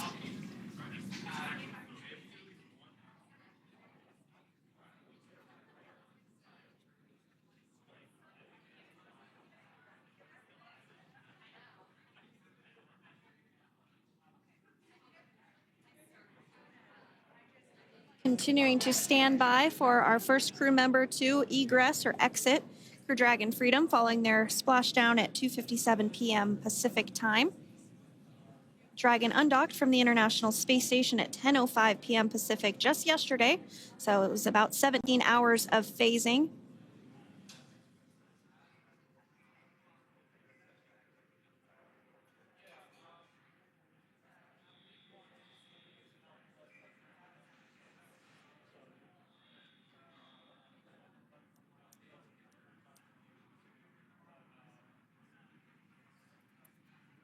And while on board the International Space Station, Crew-9 contributed to 900 hours of science, over 150 research experiments and investigations, making great use of the microgravity lab of the International Space Station, which celebrates 25 years of continuous human presence this November.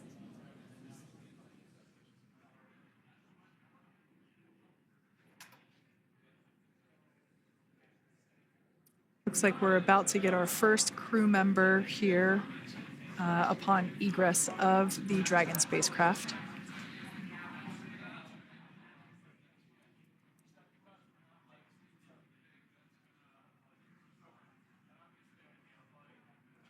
So we are standing by for that egress.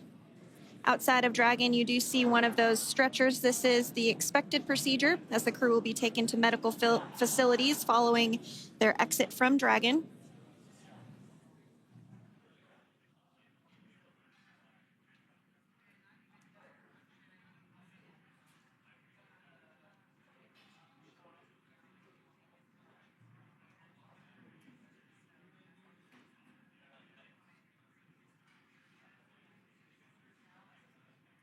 We can see folks on board clapping as our first crew member.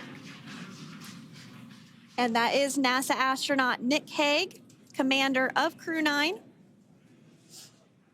now out of Crew Dragon Freedom.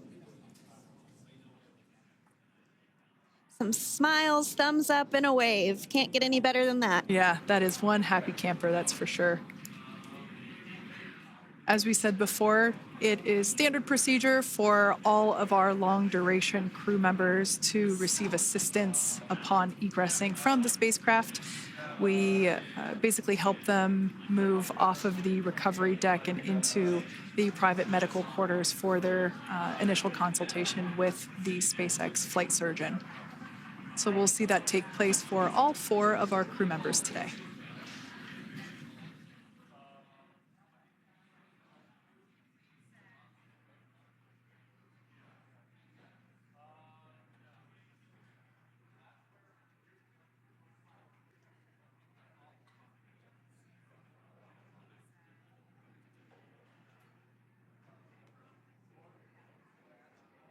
And we are standing by for the next crew member to exit Freedom.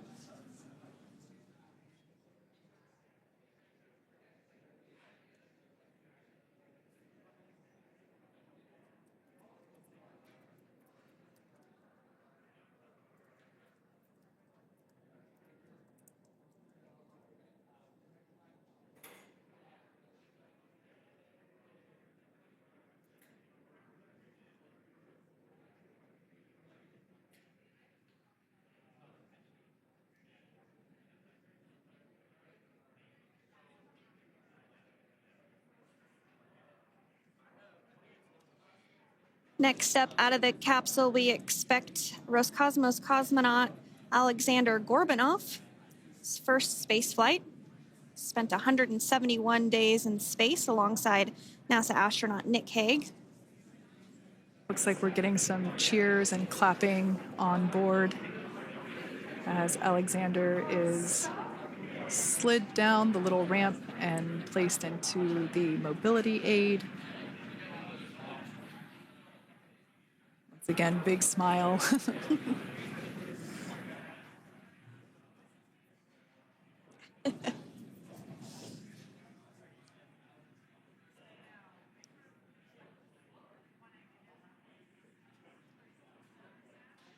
Now, the two crew members remaining in Dragon are NASA astronauts Sunny Williams and Butch Wilmore. They completed 286 days in space. One of the remaining footrests being removed from the Dragon spacecraft.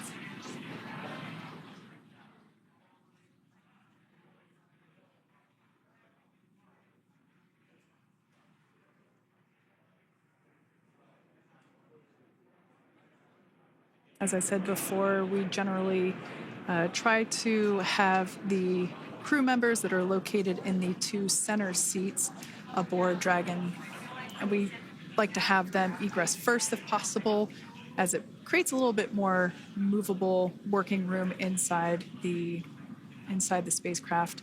There is a recovery crew member inside that is helping all of our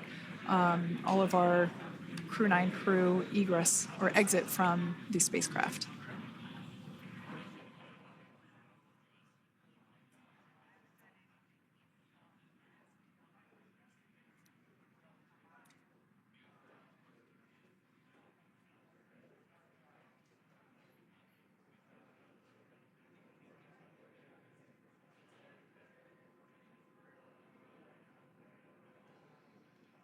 We are standing by for the next crew member to egress or exit Crew Dragon Freedom following the splashdown not even an hour ago at 2:57 p.m. Pacific time.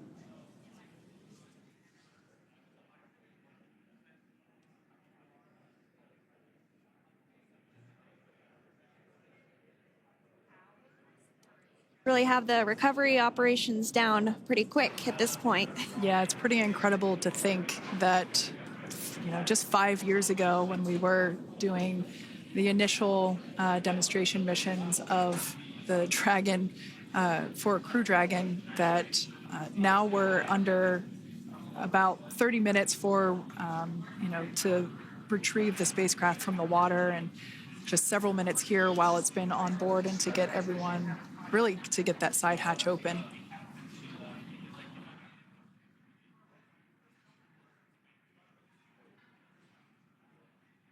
For those of you that have just recently joined, the Dragon had an on-time splashdown. Looks like we're getting our next crew member here. That is none other than Sunny Williams. Big smile, big waves. She, like her other crew members, now will be assisted onto the mobility aid.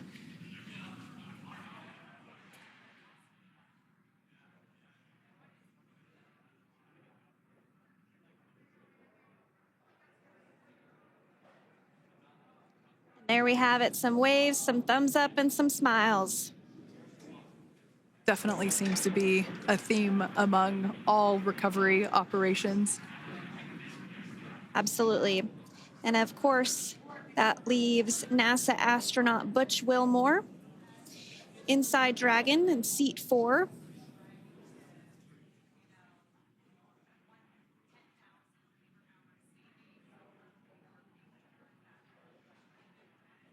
We're getting some views of him now as he egresses or exits the spacecraft.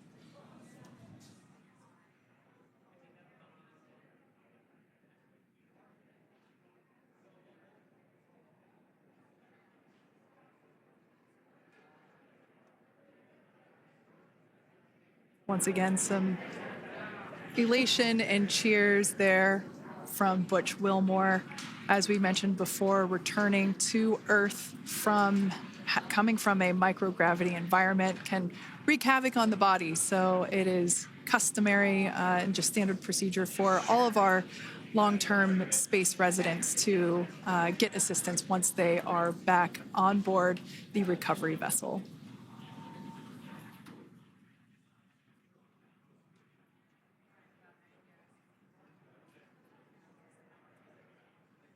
Well, now that Nick, Butch, Sunny, and Alexander are safely back home on Earth and getting checked out by the NASA medical team, we're going to wrap up our live coverage of their return. The Crew-9 mission began a little differently than usual since Butch Wilmore and Sunny Williams were already aboard the space station when Nick Hague and Alexander Gorbunoff arrived on the Crew-9 spacecraft in September. Having arrived as the crew flight test crew for Starliner, Wilmore and Williams were fully incorporated into the space station's Expedition 72 team and began research and other work aboard the station along with the other crew members. Williams commanded the orbiting laboratory for much of the expedition. After a successful liftoff and separation from Falcon 9, Nick and Alexander made a short flight on board Dragon to the International Space Station. Veterans of long-duration space station missions, both Williams and Wilmore conducted spacewalks during their 9 months in space. Like all crews on the station, Crew-9 had the ability to leave at any point had there been an emergency. With their full-duration mission coming to an end, the crew began packing up their personal items for their return to Earth about a week ago and worked through tasks and shared lessons learned with Crew-10 teams as they arrived a few days ago. Their journey home began about 17 hours ago when they closed the forward hatch to Dragon and undocked from the space station at 10:05 p.m. Pacific, 1:05 a.m. Eastern.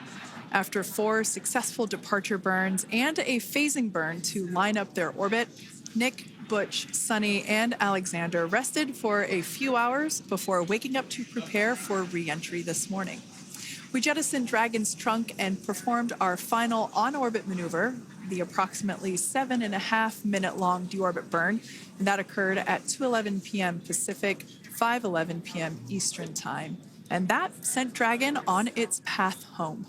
The spacecraft re-entered the Earth's atmosphere and slowed its descent with successful deployments of 2 drogue parachutes and 4 main parachutes, with the final splashdown occurring off the coast of Tallahassee, Florida at 2:57 p.m. Pacific, 5:57 p.m. Eastern. Following that successful splashdown, we saw SpaceX recovery experts move in and prepare Dragon Freedom for its lift onto the recovery vessel. And just a little less than an hour following splashdown, we saw Nick, Sunny, Butch, and Alexander make their way out of Dragon and into the recovery ship's medical facilities, safe and sound. Next up, they'll catch a helicopter flight back to shore, where they'll transfer to aircraft that will take them home. The astronauts will take a NASA plane for the short flight back to Houston, where they'll be reunited with family and friends to bring an end to this mission. It's been an honor and a privilege to share their journey with all of you as we continue this new era in human spaceflight. Return today marks the end of the direct handover we executed after successfully launching the Crew-10 mission to the space station just last week on Friday, March 14th. Thank you, as always, for joining us for tonight's coverage of the splashdown of Crew-9. Remember to follow SpaceX on X and NASA online and on social media for updates for the very latest on crew and cargo flights to and from the International Space Station. And we'll continue to share the progress of Nick, Sunny, Butch, and Alexander on social media as they travel back home. We do also have a post-splashdown media briefing coming up at approximately 4:30 p.m. Pacific, 7:30 p.m. Eastern, where leadership will share a final update as we conclude this successful mission. So, from all of us at NASA and SpaceX, welcome home, Crew-9. So long.